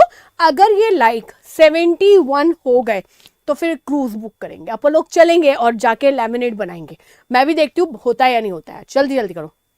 हाँ हाँ, लैम्बोर्गिनी ले लेंगे, तुम बोलो क्रूज मंगा लेंगे, अपना हेलीकॉप्टर ले लेंगे, अपना टाइटैनिक ले लेंगे। तुम क्लास को लाइक तो करो, मैं भी देखती हूँ कितनी देर में ये लाइक्स बढ़ते हैं। अरे विहर्ष भैया हाथ जुड़वा लेते हैं नटराज की फोटो से। ठीक है, मेरे को क्लास में आते ही पता चलता है नटराज की फोटो नहीं लगाई है। ओ भाई मैं क्या करूं, नटराज की फोटो दिखाओ। ठीक है, अभी अभी थोड़ी देर में दिखाती हूँ तुमको नटराज की photo. Yes, not only on fishes बेटा, जैसे एक्वेटिक एनिमल्स होते हैं, प्रॉन्स वगैरह होते हैं, इनको भी हम लोग स्मोकिंग से प्रिजर्व कर सकते हैं। प्यारे बच्चों जल्दी जल्दी इसको खत्म करो और फिर क्लास को लाइक करते जाओ, है ना। फिर हम लोग सब, अरे तुम लाइक तो करो क्लास को, फिर देखो मैम क्या क्या तुम्हारे लिए कितना बढ़िया क्रूज बुक करवाती है। हाँ हम ही देंगे, और कौन देगा पैसे। मैडम के बच्चे हैं, मैडम के साथ में जाएंगे, मैडम ही पैसे देगी और क्या। मैं कोई बात नहीं, अपनी एक किडनी बेच दूंगी, टेंशन लेने की बात नहीं है। यहाँ पे BMW लेंगे, सब ले लेंगे अभी सब। तुम बोलो उस, हम लोग अपना वो व्हीकल बुक कर लेंगे। Okay, so next thing is canning. तो कैनिंग जो होता है बेटा, उसमें कुछ भी नहीं होता है, एक टिन का कैन होता है। टिन होता है, टिन एक मेटल है बेटा, उसका एक कैन ले लेते हैं, ये रहा, है ना। और इसको एयर टाइट सील किया जाता है हाई टेम्परेचर के ऊपर। तो इसके अंदर जो भी फूड सब्सटेंस आप डालोगे वो हमेशा के लिए सेफ हो जाएगा और इसको बहुत टाइम तक आप इस्तेमाल कर सकते हो। तो हम लोग इसको क्या बोलते हैं, केन फूड।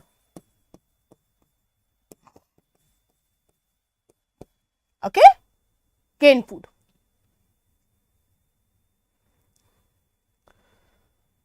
हाँ हाँ अभी मंगवा रही हूं, पर क्लास में लाइक तो बढ़ ही नहीं रहे। कैसे कैसे कैसे मैं लंबरगिनी और तुम लोग पता नहीं क्या मुझे क्रूज बुक करवाने को बोल रहे हो। कोई बोलता है मर्सिडीज ले लो, कोई बोलता है मैम प्लेन ले लो, पर कैसे लूं, यहाँ पे किसके लिए लूं। ये तो बच्चे लाइक ही नहीं करते क्लास को, मैं क्यों लूं। हाँ, कैसे प्रिजर्व होगा, सिंपल देखो, क्योंकि इसके अंदर बेटा एयर नहीं जाएगी, ये एयर टाइट है, समझो एयर टाइट। एयर टाइट का मतलब होता है नो एयर, है ना, नो एयर। तो जब एयर ही नहीं है तो माइक्रो ऑर्गेनिज्म जाएंगे कैसे। तो हाई टेम्परेचर पर बिल्कुल एकदम अच्छे तरीके से इसको एयर टाइट तरीके से बंद कर दिया। अब इसके अंदर ना तो कोई एयर है और ना ही माइक्रो ऑर्गेनिज्म है, तो ये फूड कभी खराब नहीं होगा। आप जब इसको ओपन करोगे तब और सिर्फ तब ये एयर के कांटेक्ट में आएगा बेटा, उसके बाद में आपको इसको बहुत जल्दी कंज्यूम करना पड़ेगा, नहीं तो ये खराब हो जाएगा। नहीं अब बेटा हमको ऐसा लगता है, देखो हम लोग तो इंडिया में रहते हैं ना, इसलिए हमको ऐसा लगता है अरे टमाटर को कौन प्रिजर्व करेगा। पर बाहर के देशों के अंदर बेटा, जहां पर एक इमेजिन करो ना, हम लोगों ने जैसे आर्टिक पढ़ा, एंटार्क्टिका पढ़ा, वहां पर जो जोन है वहां पे क्या ग्रो करता होगा, नहीं तो वहां के लोग तो मोस्टली केन फूड के ऊपर सरवाइव करते हैं।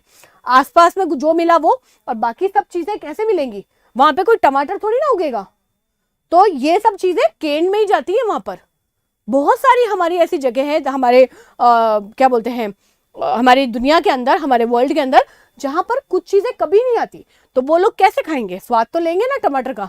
तो इसलिए हमको ऐसा लगता है अरे टमाटर कौन कौन प्रिजर्व करता है, टमाटर तो मेरी मम्मी कल सुबह लेकर आई है, फिर और इतने सारे फ्रिज में अभी भी रखे हुए हैं। लेकिन ऐसा होता है बेटा, तो हर चीज को इस तरह से केन फूड के अंदर यहाँ पे डाला जाता है। हाँ बिल्कुल, हर चीज। अच्छा क्रूज नहीं दूं, 10 किलो टमाटर दे दूं? हाँ। कौन से क्या होते हैं, कौन सी टाइप के होते हैं? डाइस बेटा, ऐसे देखो, जैसे एक, अरे टमाटर मैंने चॉकर कैसे बना दिया, ये टमाटर है को ऐसे, ये डाइस्ड है। डन, आगे बढ़े। ओके, तो नेक्स्ट थिंग इज लायोफिलाइजेशन। ये थोड़ा सा रेयर मेथड है, हर बार इस्तेमाल नहीं होता बेटा, रेयर है या कम इस्तेमाल होता है। तो इसके अंदर क्या करेंगे, इसके अंदर बेटा फ्रीजिंग भी करेंगे और डिहाइड्रेशन भी करेंगे under vacuum, that mean no air, कोई एयर नहीं होनी चाहिए, क्योंकि एयर मतलब माइक्रो ऑर्गेनिज्म। तो बिना एयर के बेटा फ्रीजिंग भी करेंगे, डिहाइड्रेशन भी करेंगे, तो इसको बोला जाता है फ्रीज ड्राई। और फिर उसके बाद में इसको क्या करेंगे, इसकी कर देंगे कैनिंग। लिख लो, झटपट लिखो। एक चीज और है, खत्म करेंगे आज की क्लास में। नहीं 62 नहीं ना, मेरे को तो 71 चाहिए भाई, 71 मतलब 71। दिस इज 8, दिस इज 8, ऐसे माइकल जैक्सन ने कहा था। हाँ जी, लिखो लिखो फटाफट लिखो, झटपट। एक मेथड और है बेटा, वो हम लोग पढ़ेंगे। तो this is freeze drying, freezing as well as drying under vacuum, that means no air. तो एयर नहीं है, कोई ग्रोथ नहीं। चलो लिख के मुझे बताओ, जल्दी लिखा या नहीं?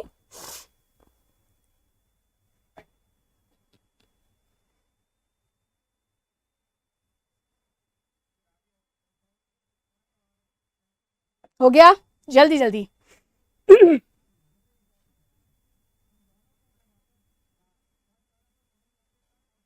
हाँ ये स्ट्रॉबेरी है, स्ट्रॉबेरी है, स्ट्रॉबेरी है बेटा। ओके चलो, लास्ट इज रेडिएशन बेटा। तो रेडिएशन जो है इसको कोल्ड स्टोरेज कहा जाता है, कोल्ड स्टरलाइजेशन कहा जाता है। क्यों ऐसा कहते हैं बेटा? क्योंकि यूजुअली जब हम स्टरलाइजेशन का इस्तेमाल करते हैं तो वहां पर हम लोग हाई टेम्परेचर का इस्तेमाल करते हैं। बट अगर हम लोग स्टरलाइजेशन करें, दैट मीन्स किसी भी चीज को जर्म फ्री बना दे और टेम्परेचर भी ना इस्तेमाल करें, तो उसको हम लोग बोलते हैं कोल्ड स्टरलाइजेशन। क्लियर?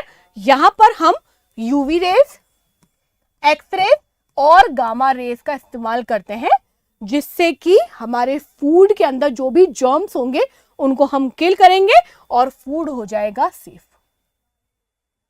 क्लियर? हम चिप्स खाते हैं बेटा, हम लोग कुरकुरे खाते हैं, तो जो भी हमारा पैकेज फूड है उसको पैकेट के अंदर डालकर फिर उसके बाद में रेस से ट्रीट किया जाता है। तो ये हो गई हमारी रेडिएशन, और इसके साथ में हमारा ये वाला चैप्टर भी खत्म हो गया। तो कल हम लोग क्या करेंगे? कल हम लोग पढ़ेंगे बेटा अपने सारे इंपॉर्टेंट क्वेश्चन, और कल मैं कोशिश करूंगी कि भाई हाँ रामचंद्र जी कि आपको नटराज की पिक्चर भी दिखा दूं, अगर मुझे याद रहेगी तो मैं आपसे मिलती हूँ कल। Do not miss the class, share the class, और सारे बच्चों को बताओ कि भाई क्वेश्चन करने चलो शौर्य भारत पे आ जाओ। और मैं आपसे मिलती हूँ 3:45 को शौर्य Bharat Sainik school YouTube channel के ऊपर। So till then thank you, जय हिंद जय Bharat.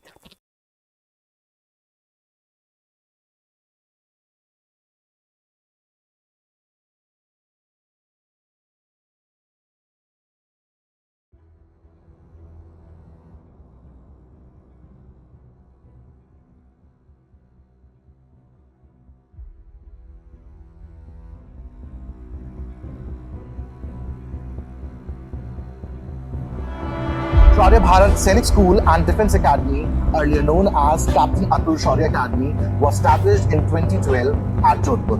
Since then, the institution has positively impacted thousands of lives and created rewarding career for the youth of Bharat in line of nation building. Shaurya Bharat is dedicated to the preparation of Sainik School, Military School, RIFC, NDA, CDS, AFTAS, and all other defence and paramilitary competitive exams. In last 11 years, Shaurya Bharat has given record selections of more than 5,500 students, we sincerely believe in excellence in execution and constant innovation in our domain. Shaurya Bharat is empowered by a strong and efficient EV tech support keeping in sync with future education needs. Shaurya Bharat app is choice of millions of aspirants across India. We are truly in pursuit of excellence. We have been working relentlessly since last 2 years to launch our dream project of residential program from class 4 onwards for the aspirants of Sainik School, Military School and RINC. We have been instrumental in preparing successful candidates for these schools since last 5 years and we enjoy very high selection rate. The residential program is designed in a way that it not only impart academic excellence but also develop life and social skills. Thus we create and nurture future leaders in all spheres of life. We have a lush green, eco-friendly classrooms and hostel infrastructure away from cities hustle. A dedicated life and social skill development arena, sports and ground facility adds more value and helps in preparing a student physically strong and mentally robust for the life ahead in Sainik School, NDA and further in armed forces. कल ही कुछ parents से मिला, उनका कहना है कि उन्होंने अपने बच्चे की अच्छी पढ़ाई के लिए गांव का घर छोड़कर शहर आकर रहने का फैसला किया। अब उनके मन में एक डर सता रहा है। एक तरफ तो बच्चे के सुनहरे भविष्य की चिंता है, दूसरी तरफ मन में डर है कि यदि कहीं सफल नहीं हुए तो घर वाले सब ताना देंगे। मैं कैप्टन अतुल बहुत ही जिम्मेवारी से आपके सपनों को सच करने का वचन देता हूं। अगर आपको तलाश है सैनिक स्कूल, मिलिट्री स्कूल, RIMC की तैयारी के लिए एक अनुभवी और जिम्मेवार संस्थान की, तो जोधपुर स्थित Shaurya Bharat Sainik school and defence academy एक बेस्ट चॉइस है। हमारा offline school plus coaching programme एक स्टूडेंट की कॉम्पिटिटिव तैयारी एवं ओवरऑल डेवलपमेंट के लिए स्पेशली डिजाइंड है। प्रोनाउंस में रोज एक चीज याद दिलाता हूं आप लोगों को, क्या याद रखना है? सब्जेक्टिव केस, ऑब्जेक्टिव केस और पजेसिव केस। इन वर्ड्स को रोज याद कर लोगे तभी आप लोग इसको सही से क्लियर कर पाओगे, ठीक है ना? थोड़ा है ना, तो ये चीजें याद रखनी है। अच्छा ठीक है, कोई बात नहीं। जो भी जिसका भी कोई कुछ भी है, क्लास में आओ और पढ़ाई करो और लाइक करो। साथ साथ में लाइक करना बहुत जरूरी हो जाता है। देन उसके साथ साथ में क्या होता है, चीजों को समझ में आसानी से आया जा सकता है, ठीक है ना? सो सब्जेक्टिव केस वापस याद दिलाता हूँ, ऑब्जेक्टिव केस वापस याद दिलाता हूँ, पॉजेसिव केस वापस याद दिलाता हूँ, जिससे बिल्कुल बैठ जाए तो कभी गड़बड़ी ना करो। इस जो टेबल होती है, इस टेबल को बिल्कुल ध्यान से याद कर लो, याद करके रख लो, ठीक है ना? याद करोगे then only you can make it. I, me, mine, ठीक है ना? वी, अस, आर्स, फिर क्या पढ़ते हैं? यू, है ना? Yours, then he, him, his, she, her, hers, it जाएगा ही नहीं बेचारा, है ना? देखा, देम और देयर्स, ठीक है? तो हमेशा इस चीज को, इस जो हमें टेबल होती है इसको अच्छे से याद कर लो, प्रैक्टिस करा करो। कब कहाँ किसका यूसेज आता है वो आपको ध्यान होना चाहिए, ठीक है ना? जब हम सब्जेक्ट की बात करते हैं तो सब्जेक्टिव केस में आएगा, ऑब्जेक्टिव की बात करते हैं तो ऑब्जेक्टिव केस में आएगा। पॉजेसिव का बता रखा है ना, यूसेज बता रखे हैं, ये करना। उसके अलावा हम लोग शुरू कर चुके थे रेसिप्रोकल्स, हम लोग कर रहे थे। रेसिप्रोकल्स पे से हम लोग वापस से क्लास की शुरुआत करते हैं। यस, ठीक है ना? चलो, okay, got it. Reciprocal pronoun से कर रहे थे। उससे पहले भैया ये लाइक 45 व्यूवर्स और 30 लाइक्स भी नहीं है। अरे क्या मजा आएगा, मेरी क्लास में तो रोज 50 आते हैं, ठीक है ना? 50 लाइक्स आते हैं और आप कह रहे हो ये नहीं आ रहे, ठीक है? हाँ, तो थोड़ी सी रोशनी करें। On curse with on crew, बेटा स्पेलिंग सही कर दे बेटा, ठीक है ना? स्पेलिंग सही कर दे। क्रूज होता है बेटा, कर्स का मतलब तो होता है श्राप देना, ठीक है ना? मैं वो बाबा जी कहते हैं ना, मैं तुम्हें श्राप देता हूँ, वो हो जाता है। क्रूज होता है बेटा, क्रूज कहते हैं उसको, कर्स नहीं बोलते, क्रूज। स्पेलिंग सही करो थोड़ी सी, ठीक है ना? Sir not clear visible, clear visible कैसे होता है बेटा? हाँ, ठीक है ना? क्लियर विजिबल क्या होता है? Sir I became a house captain of my school and monitor of class. Congratulations Anand, very congratulations, ठीक है ना? इवन आई वाज आल्सो, है ना, हाउस कैप्टन और monitor of my class, and बड़ी सीनियर क्लास के अंदर I was the head boy of the school. Got it? Okay कोई बात नहीं बेटा, लेट आओ, लेकिन कल सैड क्यों थे बेटा नैतिक, तुमने बताया नहीं कि इतने सैड इमोजीज कल क्यों भेजे थे आपने, ठीक है ना। तो don't be sad, always be happy, ठीक है ना। तो ये करना चाहिए हम लोगों को। और चलो आ जाओ, चलो चलो शुरू कर रहे हैं हम लोग। हमारा क्या कर रहे थे हम लोग कल, रेसिप्रोकल आते जाते समझाया था। रेसिप्रोकल प्रोनाउंस क्या होते हैं? रेसिप्रोकल प्रोनाउंस वो होते हैं जो एक दूसरे के लिए चीज बताते हैं, ठीक है ना, जो एक दूसरे के लिए यूज करते हैं वर्ड्स, वो हम यूज करते हैं, क्या करते हैं हम, रेसिप्रोकल प्रोनाउंस कहते हैं। उसमें स्पेशल वर्ड्स कौन से होते हैं? एक होता है ईच अदर करते हैं हम, मम्मी कहती है कि ना you must help each other, अपने भाई की ना you must do your work, है ना, बाय हेल्पिंग ईच अदर, एक दूसरे की मदद के साथ में काम करो, है ना। और जब हमें बहुत सारे लोगों के साथ हेल्प करनी होती है तो हम यूज करते हैं one another, got it, are called reciprocal pronouns. इनको रेसिप्रोकल प्रोनाउंस कहा जाता है। और ये क्या दिखाते हैं? Mutual relationship. म्यूचुअल का मतलब एक दूसरे के साथ में, ठीक है ना, साथ का रिश्ता बताने का कोशिश करते हैं, ठीक है, ये चीजें करनी होती है। तो देखो, the friends share information and opinions, दोस्त शेयर करते हैं विथ वन अनदर रेगुलरली, एक दूसरे के साथ में, सारे दोस्त मिलकर क्या कर रहे हैं? एक दूसरे के साथ में अपने विचारों को, है ना, शेयर कर रहे हैं। Then Bob and Jacob play games with each other at the same time every week, और हर सप्ताह को बॉब और जेकब क्या करते हैं? वो मिलकर दोनों एक दूसरे के साथ में खेल रहे हैं। तो हमने क्या देखा ईच अदर के साथ में? ईच अदर जो यूज होता है वो फॉर टू पीपल होता है, ठीक है ना, दो जनों के साथ में जब हम यूज करते हैं तब हम ईच अदर का यूज करेंगे, गॉट इट। और जब हम दो से ज्यादा लोगों के लिए यूज करेंगे ना, तो हम क्या यूज करेंगे? तब हम वन अनदर का यूज करेंगे। तो इन दोनों के बीच का डिफरेंस को जान लेना है, ठीक है। कभी गड़बड़ी नहीं करनी है कि हमें क्या करना है, कहां पे किसका यूज करना है। So don't do that, got it. इसके बातों का ध्यान रखना जरूरी हो जाता है। और अब यहाँ पे पढ़ाई पे ध्यान दो, हो गया, कमेंट की बातें खत्म कर लो। कमेंट में हाँ हाँ ठीक है, अच्छी बात है, सबको मैं बहुत सारे कॉन्ग्रेचुलेशन देता हूँ, जो भी जिस चीज़ के लिए सिलेक्ट होता है, वेरी ग्रेट, बहुत बहुत आप लोग को कॉन्ग्रेचुलेशन है, ठीक है ना। एंड बिल्कुल हाँ। और हकूना मटाटा देखो बेटा बता चुका है अगला इंसान, उसको पढ़ लो और लाइक करो। क्लास में आते क्या करना है? लाइक बटन पे क्लिक करना है, बिना लाइक के तो क्लास चलेगी नहीं। ऊपर लिख भी रखा है कमेंट में मैंने, प्लीज लाइक द क्लास, उसके बाद भी लाइक नहीं कर रहे, ठीक है ना, लाइक कर दो इसको। आप क्या बता रहा है? Each other is use for two person, दो चीजों, दो लोगों के लिए यूज किया जाता है। और वन अनदर किस लिए यूज किया जाता है? For more than two person और थिंग्स, दो चीजों से ज्यादा के लिए हम क्या यूज करते हैं? हम वन अनदर का यूसेज करते हैं, ठीक है ना। तो इस बात को आपको ध्यान रखना है, याद करना है। कभी सेंटेंस इस तरह से आ जाए तो समझ जाना कि हमें कभी कभी ऐसे सेंटेंस में एरर आ जाता है कि वन अनदर यूज कर लिया दो जनों के लिए। तो what you have to know that you should use each other for two people, and if there are more than two people, अगर दो से ज्यादा होंगे, then you have to use one another। इस बात को बिल्कुल यहाँ पे अच्छे से याद कर लेनी, एकदम सीमेंटेड कर देनी है, पक्का कर लेनी है बात को, got it. Neither Ram nor Sita, तो अब एक राम है और एक सीता है, दोनों है, तो दोनों ने एक दूसरे से बात नहीं की। स्पोक टू ईच अदर, है ना, एक दूसरे से बात नहीं की। तो इसके लिए हमने यूज करा, क्या यूज करा? हमने यूज करा ईच अदर यूज करा, गॉट इट। हाँ हेलो आ जाओ।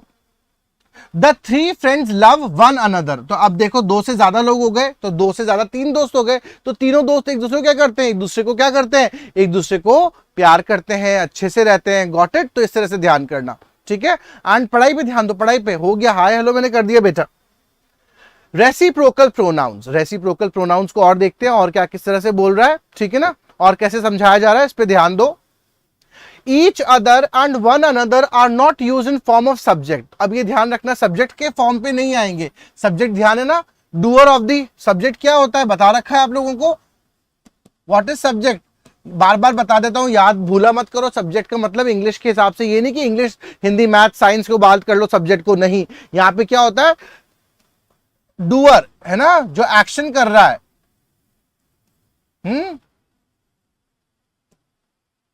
One who is doing an action।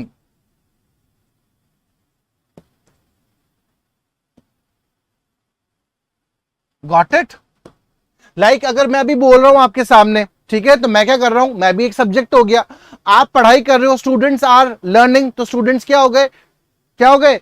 Subjects हो गए। उसी तरह से जब सब्जेक्टिव फॉर्म में हम यूज करते हैं तो हम ईच अदर का और वन अनदर का use as a subject form में नहीं करेंगे, ठीक है ना, तो हम नहीं करेंगे in sentence, but they can be used as object of a verb और प्रेपोजिशन, लेकिन वो ऑब्जेक्ट के तौर पे यूज होंगे, ठीक है ना। याद है सब्जेक्ट ऑब्जेक्ट मैंने केसेस के दौरान करवाया था आप लोग को, नाउन के केस में करवाया था ना आप लोग को, मैंने बताया था आपको, क्या बताया था? ये एग्जाम्पल दिया था, वापस से याद कर लो। Ram is eating an apple. मैंने क्या बताया था, राम क्या हो गया, सब्जेक्ट हो गया, डूअर हो गया, एक्शन करने वाला, और एक्शन का असर किस पे पड़ रहा है ना, ऑब्जेक्ट, ये हो जाता है ऑब्जेक्ट। Got it. तो जब हम ईच अदर वन अनदर का यूज करेंगे तो सब्जेक्टिव फॉर्म में नहीं आएंगे वो लोग, ठीक है ना। ईच अदर और वन अनदर कहां पे आएंगे, वो हमेशा ऑब्जेक्टिव फॉर्म में आएंगे। कहां पे आएंगे, ऑब्जेक्टिव केस के अंदर। ऑब्जेक्टिव केस के अंदर उन दोनों का यूसेज किया जाएगा, किन दोनों का, ईच अदर का और वन अनदर का यूसेज करते हैं, ठीक है ना। Got it. हाँ, दे हेल्प ईच अदर, तो उन्होंने एक दूसरे की मदद की। दे हेल्प वन अनदर, उन सब ने एक दूसरे की मदद करी। Got it.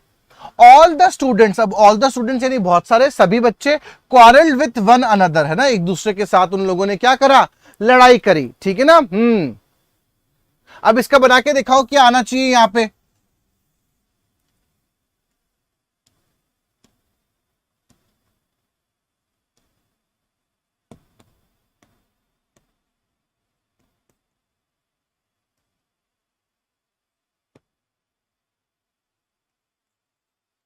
क्या आना चाहिए यहां पे, बताओ।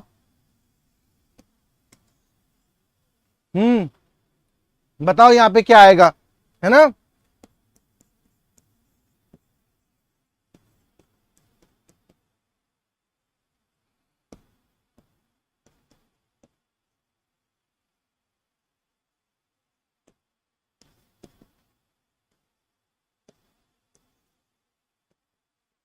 क्या आना चाहिए इन दोनों फिलिप्स में, क्या आएगा बताओ मेरे को। पहले फर्स्ट फिलिप में क्या आएगा, सेकंड फिलिप में क्या आएगा, बताओ। फर्स्ट फिलिप में क्या आएगा, ईच अदर आएगा। Very good. हाँ बेटा कोई बात नहीं, लेट आया, लेट आने में कोई दिक्कत नहीं है, पढ़ाई पे ध्यान दे लो। अभी हमने थोड़ा सा शुरू ही करा है, हम रेसिप्रोकल्स पढ़ रहे हैं। रेसिप्रोकल्स के अंदर हमने क्या जाना, हमने ये जाना कि ईच अदर और वन अनदर का यूज किया जाता है, ठीक है ना। फर्स्ट के अंदर ईच अदर आएगा। वेरी गुड, है ना। क्लैपिंग्स फॉर यू ऑल, सबने सही आंसर दिया, सबने सही आंसर दिया, बिल्कुल। मैंने क्या बताया, जब दो जनों की बात करते हैं तो हम हमेशा क्या यूज करते हैं, हम ईच अदर के यूज करते हैं। Got it. अब यहां पे क्या आएगा बताओ, my all friends were sharing food with, second वाले में क्या लगाओगे, सेकंड वाले में सेकंड वाले में लगाओगे सेकंड वन अनदर, ठीक है ना। तो माई ऑल फ्रेंड्स, मेरे सारे दोस्त, बहुत सारे लोग हो गए, है ना। मोर देन टू, मैंने बताया मोर देन टू होते ही हम लोग क्या लगाते हैं, वन अनदर का यूसेज करते हैं। वेरी गुड, सभी बच्चे अच्छे से आंसर दे रहे हैं।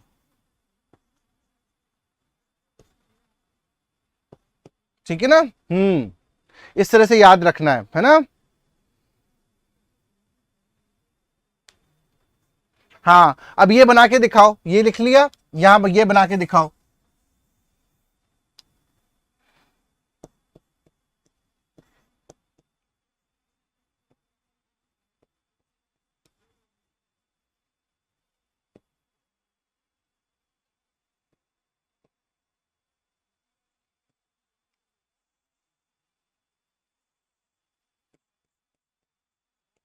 Neither Rahul nor Saumya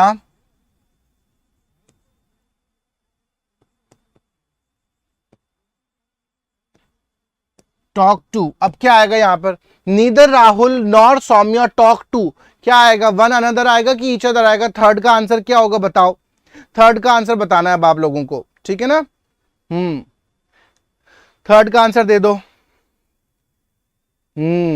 third लिख के लिखो। हाँ वेरी गुड, वेरी गुड। क्या आएगा, neither Rahul nor Saumya talk to, very good, talk to each other, ठीक है ना। तो दो जनों की बात हो रही है, राहुल की और सौम्या की, दो जनों की बात हो रही है ना, इसलिए हम लगाएंगे ईच अदर। वेरी गुड, ठीक है ना।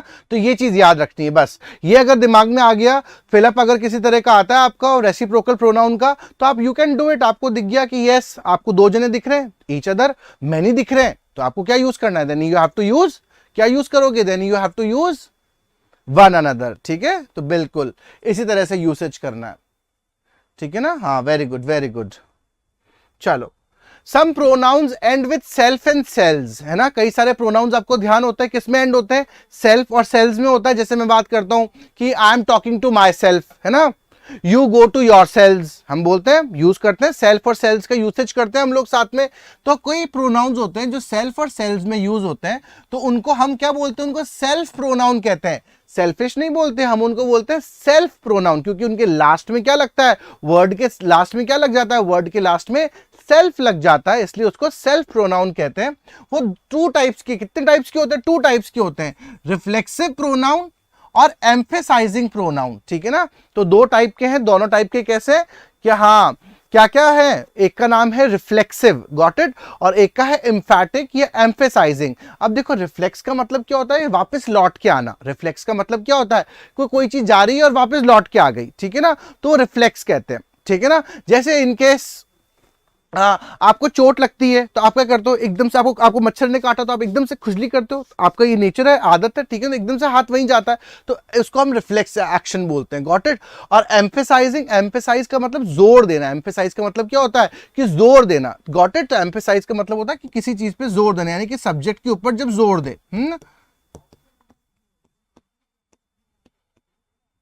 सब्जेक्ट के ऊपर जोर देते हैं, ये डिफरेंस है। अब डिफरेंस क्या है मैं ये बता देता हूं, दोनों के बीच में एक बार डिफरेंस क्या है समझा देता हूं, गॉट इट। तो सर, अच्छा, थैंक यू बेटा, thank you so much, and you all are, बहुत प्यारा प्यारा बच्चा लोग है ना, सभी प्यारे प्यारे बच्चे लोग हैं मेरी क्लास के, सब अच्छे से पढ़ते हैं, बात मानते हैं, है ना। चलो, थैंक यू सो मच बेटा, थैंक यू सो मच। आप सभी प्यारे प्यारे बच्चे जो सर की बात मानते हो, सर कहते हैं उसको फॉलो करते हो, तैयारी करते हो, आंसर्स देते हो, ठीक है ना, yes, thank you so much, love you, got it. अब पढ़ाई पे ध्यान दे लेते हैं वापस से। सो क्या बता रहे हैं, रिफ्लेक्सिव प्रोनाउन और एम्फेटिक। अब देखो दो बातें आ रही है, एक रिफ्लेक्सिव प्रोनाउन है, रिफ्लेक्सिव प्रोनाउन में देखो जैसे क्या बोल रहा हूं, है ना, I am talking to my self, है ना,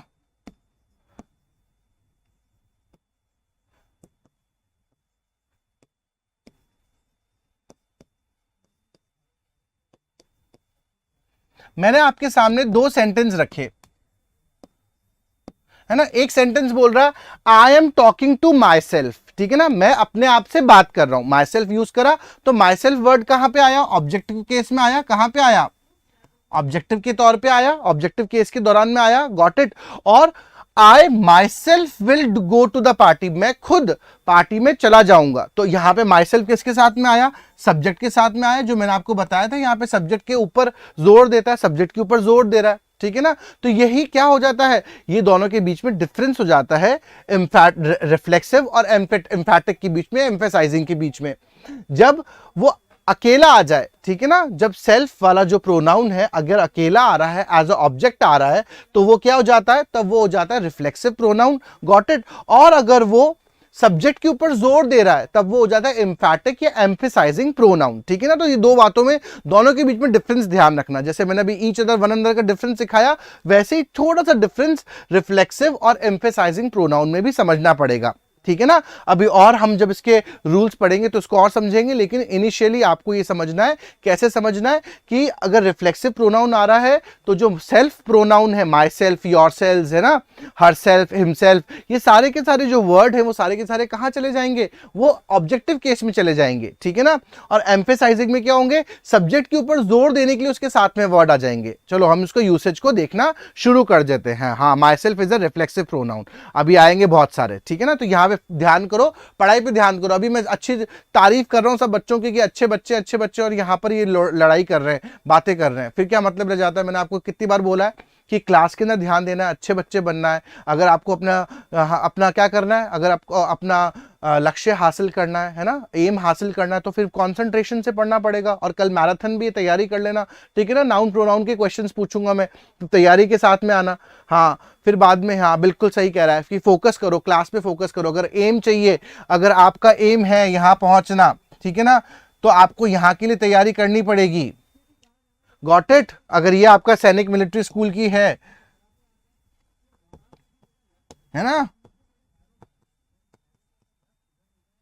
तो यहां पे क्लास में फोकस करना पड़ेगा, यहां तक जाना है तो। एरो तीर लगाने के लिए, है ना, कितनी प्रैक्टिस करनी पड़ती है, जब जाके तीर जगह पे लगता है। आप डार्ट फेंकने की प्रैक्टिस करते हो, कितनी मुश्किल से जाता है। तो प्रैक्टिस ही होगा बेटा। यहाँ पे लड़ाई करोगे तो उससे कुछ नहीं होने वाला, आप लोग का टाइम वेस्ट होगा। Got it? तो आप लोग वेस्ट मत करो टाइम, बहुत टाइम इज वेरी प्रेशियस, ठीक है ना। सबसे कीमती चीज क्या है? सबसे कीमती चीज टाइम होता है। अगर टाइम चला गया तो फिर कुछ नहीं आने वाला, ठीक है। तो ध्यान दो क्लास के अंदर बेटा।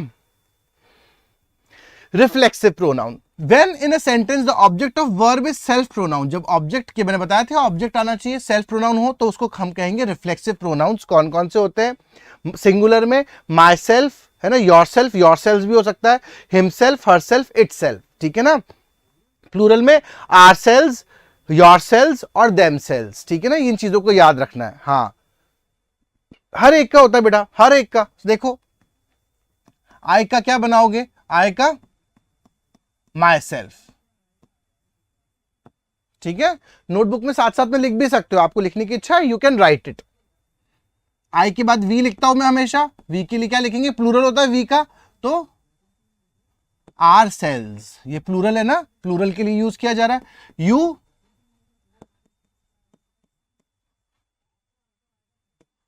Your sales, got it. He himself,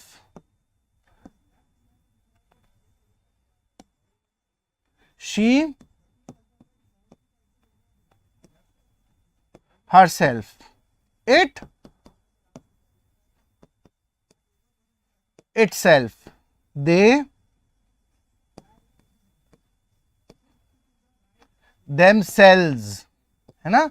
तो ये चीजें ध्यान रखनी है। themselves हो गया, yourselves हो गया, ourselves हो गया, ये प्लूरल फॉर्म में आते हैं, प्लूरल फॉर्म में यूज किए जाते हैं, इसलिए एफ नहीं लगेगा, वीईएस लगेगा। हमने प्लूरल्स में देखा था ना, वीईएस लगना चाहिए, तो इनके साथ में हमने क्या यूज करा? वीईएस का यूज करा। Got it? तो ये चीजें ध्यान रख लो, इन चीजों का यूसेज रोज करना है। यस, हाँ, ठीक है। And Anirudra please don't disturb, है ना। हाँ बेटा, if you are not well आप लीव करो क्लास को, रेस्ट कर लो थोड़ी देर के लिए, ठीक है ना। हाँ, अच्छा फील करोगे थोड़ी देर के लिए। डोंट फाइट, क्लास में फाइटिंग नहीं चाहिए। आपको असली फाइटिंग कब करनी पड़ेगी? जब आप सैनिक मिलिट्री में तैयारी करोगे, बाद में फौजी बनोगे, तब दुश्मन से लड़ाई करना, तब पता लगेगा असली में फाइटर कौन है। यहाँ पे कमेंट में कौन लड़ाई करता है? कमेंट में तो छोटे छोटे से केजी क्लास के बच्चे भी लड़ाई नहीं करेंगे। अरे इतने बच्चे कोई लड़ाई नहीं करते।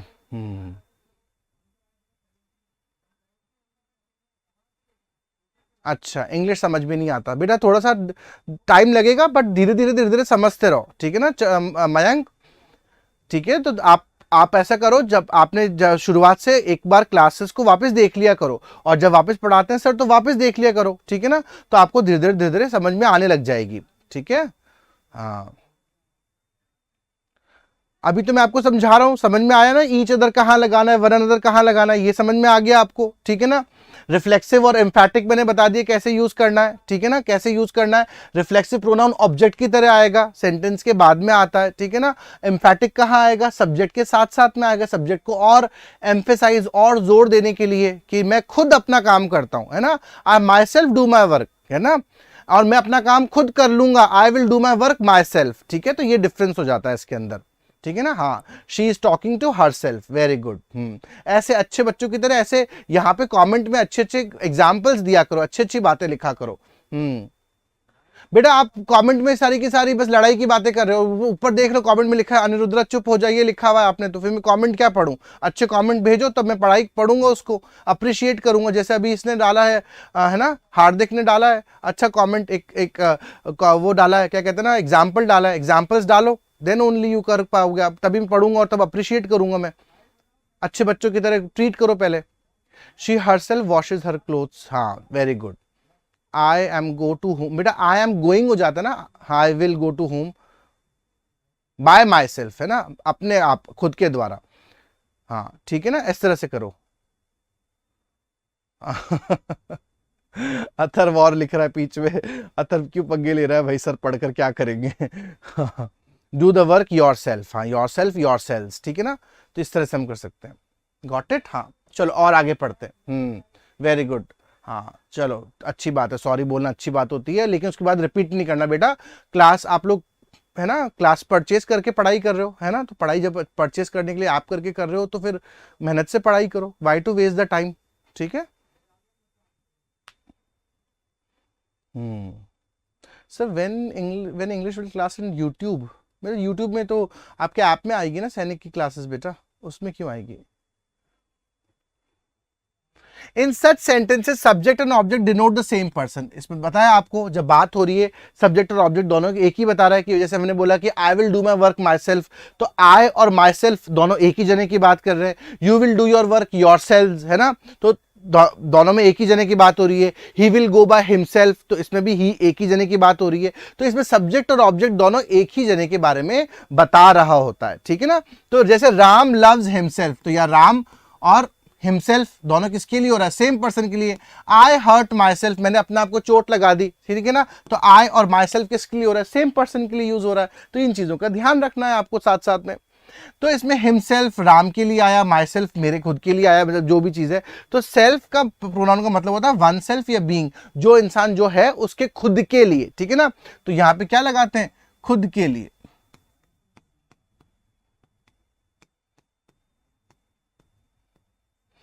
ठीक है ना, ये यूज किया जाता है इसके साथ में। ही इज डूइंग, हाँ, he is doing his work by himself, है ना, इस तरह से यूज बनाओ। हाँ, तो ऐसे अच्छे बच्चे की तरह सेंटेंस बनाओ ना, कितना अच्छा लगता है। वेरी गुड, ऐसे अच्छे अच्छे सेंटेंस बनाओ, जैसे सर देखें तो उनको अच्छा लगे कि यस कोई अच्छे बच्चे एग्जाम्पल दे रहे हैं।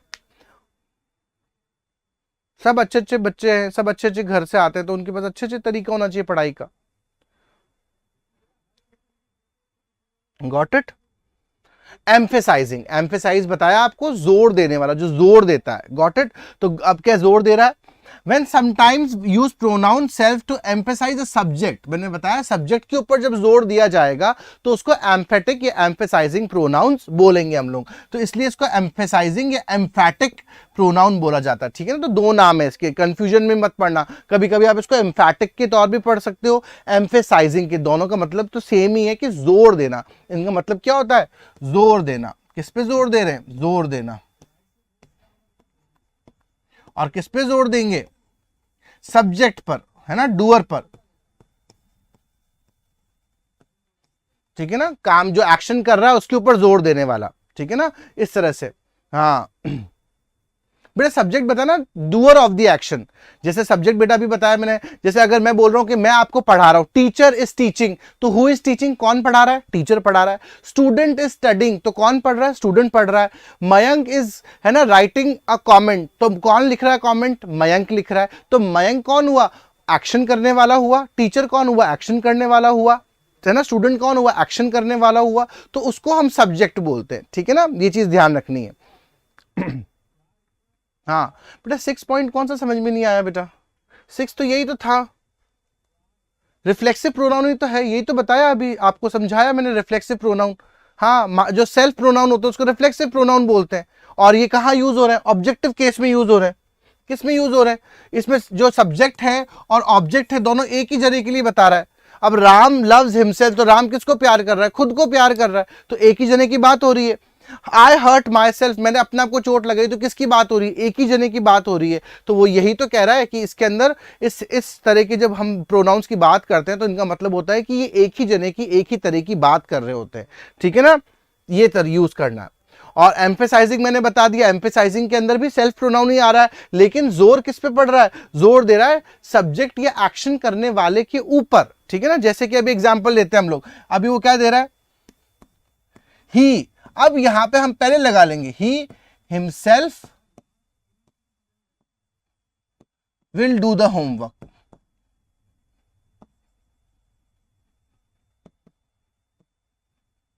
ठीक है ना। He himself will do the homework, वो खुद अपना होमवर्क कर लेगा, ठीक है ना, इस तरह से। चलो सेंटेंस बना के दिखाओ, एम्फैटिक एम्फेसाइजिंग प्रोनाउन के एग्जांपल्स बनाओ, जिसमें आपको है ना सब्जेक्ट के बाद में, सब्जेक्ट के जस्ट बाद में आपको सेल्फ प्रोनाउन लगाना है। बनाओ।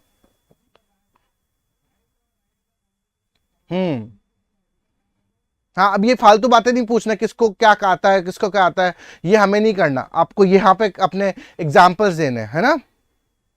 हाँ, जैसे काव्य कुमार ने दिया, जैसे काव्या ने बनाया, ठीक है ना, काव्य कुमार का एग्जाम्पल लेता हूं। जैसे काव्या ने लिखा, शी कुक्स द फूड हरसेल्फ,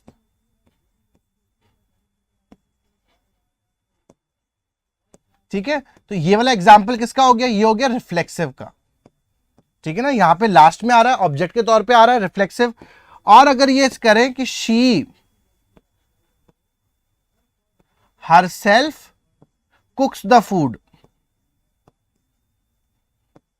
तो अब यहां जो सेल्फ प्रोनाउन है कहां आया, सीधे सब्जेक्ट के बाद में आया, तो अब ये किसका एग्जाम्पल हुआ, ये एम्फैटिक का एग्जाम्पल हो गया। बस सिंपल सी बात है, बस। हाँ, we are self prepare for the dance, बिल्कुल सही है। ठीक है ना। हाँ, she her self do her homework, very good, very good Sumedha, very good Yogita. She is doing the work by herself, है ना, बाय लगाओ इसमें। हाँ बेटा, बेटा दे आर फाइटिंग, हाँ तो चलो दे, इसमें जो दे हो गया ना वो क्या हो गया, वो सब्जेक्ट हो गया मयंक, बस यही तो हो गया। तो कौन फाइट कर रहा है, वो फाइट कर रहे हैं, ठीक है ना, इसको समझो। I my self will make the dinner, हाँ, I my self will cook the dinner, ठीक है ना, best Ayush. She her self sings a song, है ना, हाँ ठीक है। She her self went for a walk, okay very good. I solve my problem, बेटा आई के साथ में फिर माई सेल्फ आएगा, आर्यन, है ना, अथर्व, सॉरी आर्या, है ना। आई solve my problem my self, तो माई सेल्फ लगो, हिमसेल्फ क्यों, मैंने क्या बोला, जब दोनों बातें एक जने के लिए हो रही थी इसलिए। She does her work her self, बेटा शीबू जो शी है ना वो लड़की है, तो लड़की के लिए तो हर सेल्फ लगाएंगे ना, हिमसेल्फ तो लड़के के लिए यूज होता है बेटा। She her self कुक्स the food, ठीक है ना। और SES लगाओ, स्टूडेंट इज स्टडिंग, बेटा स्टूडेंट इज स्टडिंग तो कहाँ आ गया इसके अंदर, सेल्फ प्रोनाउन की बात हो रही है ना, प्रोनाउंस की हो रही है, स्टूडेंट तो एक नाउन हो गया, कॉमन नाउन, ठीक है ना। राहुल हिमसेल्फ, हाँ Rahul himself plays basketball, she does her homework by herself, she washes his क्यों होगा, हर क्लोथ, खुद का काम खुद करना, बाय माई सेल्फ, बाय मेरे द्वारा। सर प्लीज से गुड, किसको कहूं गुड,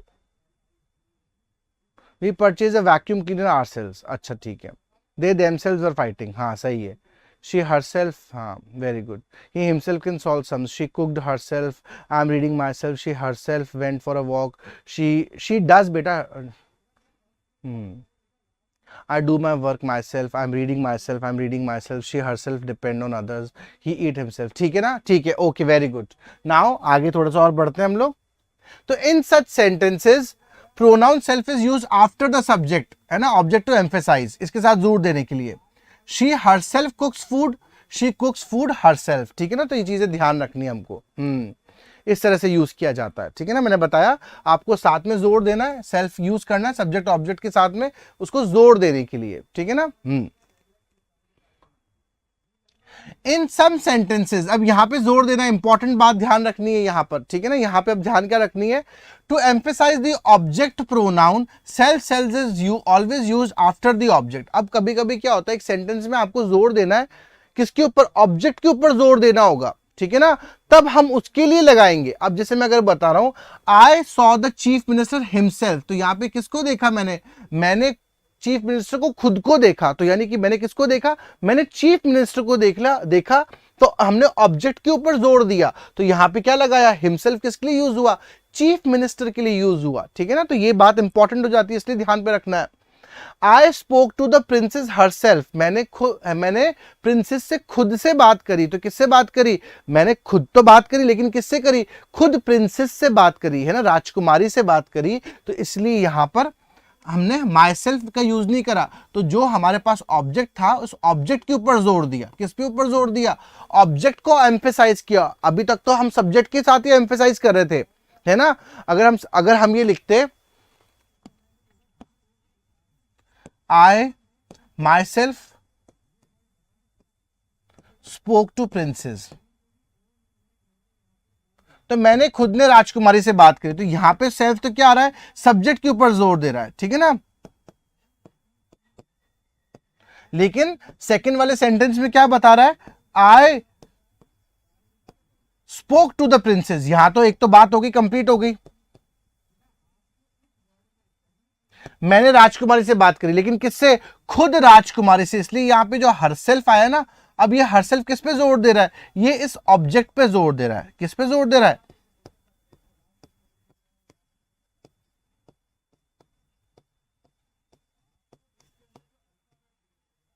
ठीक है ना। तो यहां पे ये ध्यान रखना है।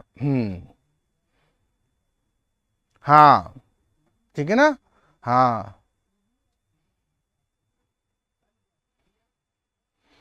हम्म,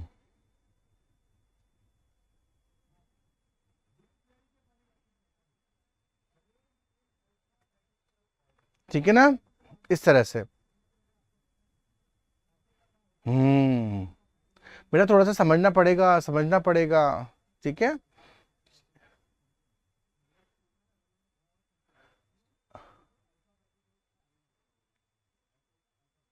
अब इसमें आपको जोर अगर उस पर देना है ना चीफ मिनिस्टर पे, तो आपको आगे लगाना पड़ेगा, chief minister himself came to meet me, ठीक है ना। तभी आपको जोर क्या देना है, सच पे देना है, ठीक है ना, उस पे सब्जेक्ट पे जोर देना है, इसके लिए ध्यान रखो, ठीक है।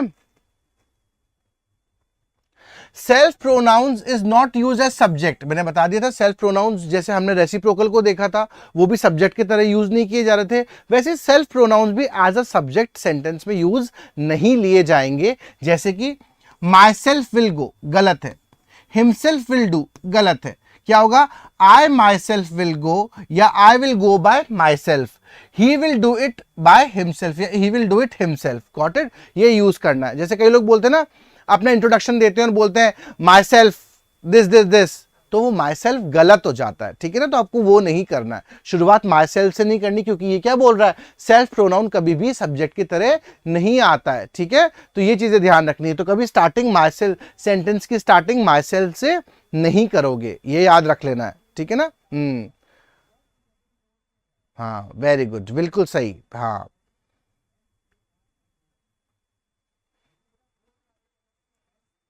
हाँ, तो I spoke to the person himself, मैंने उस इंसान से खुद से बात करी, है ना। I spoke to the PM himself, मैंने पीएम से खुद से बात करी। गॉट इट, हाँ, वेरी गुड, ऐसे ही यूज करना, ठीक है ना। So there are some verbs which reflexive pronouns is compulsory use. तो कई सारे ऐसे वर्ड्स हैं, कई सारे ऐसे वर्ब्स हैं जिनके पीछे तो आपको यूज करना ही करना पड़ता है, ठीक है ना। हाँ, enjoy, pride, absent, present, introduce, busy, address, plume, plume है ना, hurt, cheat, prostrate, resign, apply, acquit, assert, reconcile, amuse, exert, adapt, avail, avenge, adjust, satisfied, disguise, revenge, submit, etc. तो ये अभी थोड़ा सा आप लोगों के लेवल से थोड़ा सा ऊंचा है, ठीक है ना, लेकिन बात को याद रख लेना है कि इन वर्ब्स के साथ में क्या करते हैं हम लोग, अक्सर यूज करते हैं, ठीक है ना। रुक जाओ बेटा, 2-5 मिनट रुक जाओ। He presents himself in the college, है ना, presents के साथ लगाया। I avail myself of casual leave, मैंने खुद को ही अपने आप को एक छुट्टी दे दी है, इसके साथ हमने इसका यूसेज किया है।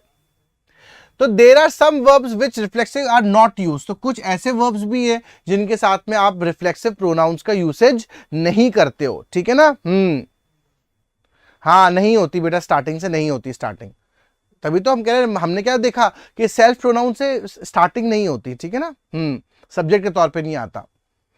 तो open, sell, wash, dress, shave, concentrate, feel, hurry, keep, conceal, qualify, spread, rest, stay, stop, turn, bathe, move, hide, etcetera. तो इन सब के साथ में हम सेल्फ प्रोनाउन का यूसेज नहीं करते हैं। जैसे कि हम एग्जाम्पल देख लेते हैं last. The door open itself, दरवाजा अपने आप खुला, गलत है, ठीक है ना। द डोर ओपन, बस दरवाजा खुल गया। ही शेव्स हिमसेल्फ एवरी मॉर्निंग, वो खुद की शेविंग खुद करता है, नहीं, ही शेव्स एवरी मॉर्निंग, वो बस रोज रोज शेविंग करता है। तो इन बातों का आपको क्या रखना है, इन बातों का आपको ध्यान रखना है कि कुछ वर्ड्स के साथ में तो रिफ्लेक्सिव प्रोनाउन यूज होगा ही होगा, और कुछ के साथ बिल्कुल भी यूज नहीं होगा, ठीक है ना। और by plus reflexive pronoun, by के साथ में हम कैसे यूज करते हो, बाय प्लस रिफ्लेक्सिव का मतलब होता है कि कोई जब इंसान अकेले रह रहा है और अकेले ही सब कुछ काम कर रहा है बिना किसी हेल्प करे, है ना, अलोन विदाउट एनी हेल्प, या विदाउट अकम्पनिंग, अकम्पनी यानी बिना किसी के साथ में, देन वी यूज क्या करते हैं, तब हम यूज करते हैं किसके साथ साथ में। हाँ बेटा, क्वेश्चंस आएंगे अभी, जैसे हम लोग पढ़ लेंगे ना, उसके बाद I will give you questions, और कल मैराथन में आपको क्वेश्चंस भी मिल जाएंगे। The old man lives in this house by himself, है ना, तो बाय लगा रहे हैं, वो खुद से, वो खुद बूढ़ा आदमी खुद से इस घर के अंदर रहता है। I made breakfast bye my self, तो मैंने बिना किसी मदद के ये ब्रेकफास्ट खुद तैयार किया है, ठीक है ना। तो आप जैसे आप कोई अच्छी चीज बनाओ, मम्मी को बोले mummy I made this painting bye my self, तो ये मैंने खुद बिना किसी हेल्प के मैंने बनाई है। तो बाय क्या बताता है कि मैंने अपने आप से करा, बिना किसी हेल्प के करा है, इसलिए हम बाय का यूसेज करते हैं। Got it. हाँ, बेद को हम बात भी बोलते हैं, नहाने के लिए, ठीक है, इन चीजों का यूज करना। गॉट इट, बिल्कुल सही।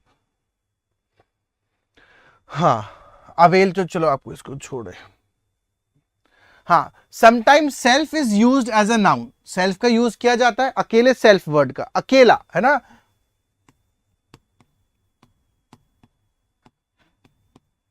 अकेले यूज, ठीक है ना, सेल्फ का अकेले में यूज किया जाता है। He thinks of none, वो किसी के बारे में नहीं सोचता, but self, self यानी कि वो खुद के बारे में सोचता है। She cares much for self, वो खुद के बारे में सोचती है। तो self का मतलब क्या लगाते हैं हम? खुद के लिए। किसके लिए? खुद के लिए।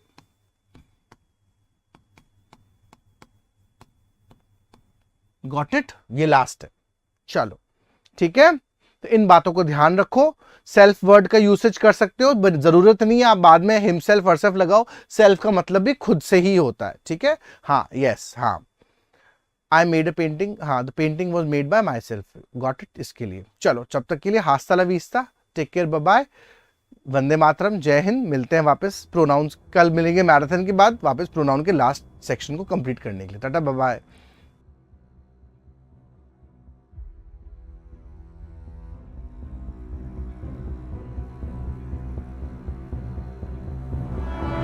Shaurya Bharat Sainik School and Defence Academy, earlier known as Captain Atul Shaurya Academy, was established in 2012 at Jodhpur. Since then, the institution has positively impacted thousands of lives and created rewarding career for the youth of Bharat in line of nation building. Shaurya Bharat is dedicated to the preparation of Sainik School, Military School, RINC, NDA, CDS, AFTAS, and all other defence and paramilitary competitive exams. In last 11 years, Shaurya Bharat has given record selections of more than 5,500 students. We sincerely believe in excellence in execution and constant innovation in our domain. Shaurya Bharat is empowered by a strong and efficient EV tech support, keeping in sync with future education needs. Shaurya Bharat app is choice of millions of aspirants across India. We are truly in pursuit of excellence. We have been working relentlessly since last 2 years to launch our dream project of residential program from class 4 onwards for the aspirants of Sainik School, Military School and RINC. We have been instrumental in preparing successful candidates for these schools since last 5 years and we enjoy very high selection rate. The residential program is designed in a way that it not only impart academic excellence but also develop life and social skills. Thus we create and nurture future leaders in all spheres of life. We have a lush green, eco-friendly classrooms and hostel infrastructure away from cities' hustle. A dedicated life and social skill development arena, sports and ground facility adds more value and depth in preparing a student physically strong and mentally robust for the life ahead in Sainik School, NDA and further in armed forces. कल ही कुछ parents से मिला, उनका कहना है कि उन्होंने अपने बच्चे की अच्छी पढ़ाई के लिए गांव का घर छोड़कर शहर आकर रहने का फैसला किया। अब उनके मन में एक डर सता रहा है। एक तरफ तो बच्चे के सुनहरे भविष्य की चिंता है, दूसरी तरफ मन में डर है कि यदि कहीं सफल नहीं हुए तो घर वाले सब ताना देंगे। मैं कैप्टन अतुल बहुत ही जिम्मेवारी से आपके सपनों को सच करने का वचन देता हूं। अगर आपको तलाश है सैनिक स्कूल, मिलिट्री स्कूल, RINC की तैयारी के लिए एक अनुभवी और जिम्मेवार संस्थान की, तो जोधपुर स्थित Shaurya Bharat Sainik school and defence academy एक बेस्ट चॉइस है। हमारा offline school plus coaching programme एक स्टूडेंट की कॉम्पिटिटिव तैयारी एवं ओवरऑल डेवलपमेंट के लिए स्पेशली डिजाइन्ड है।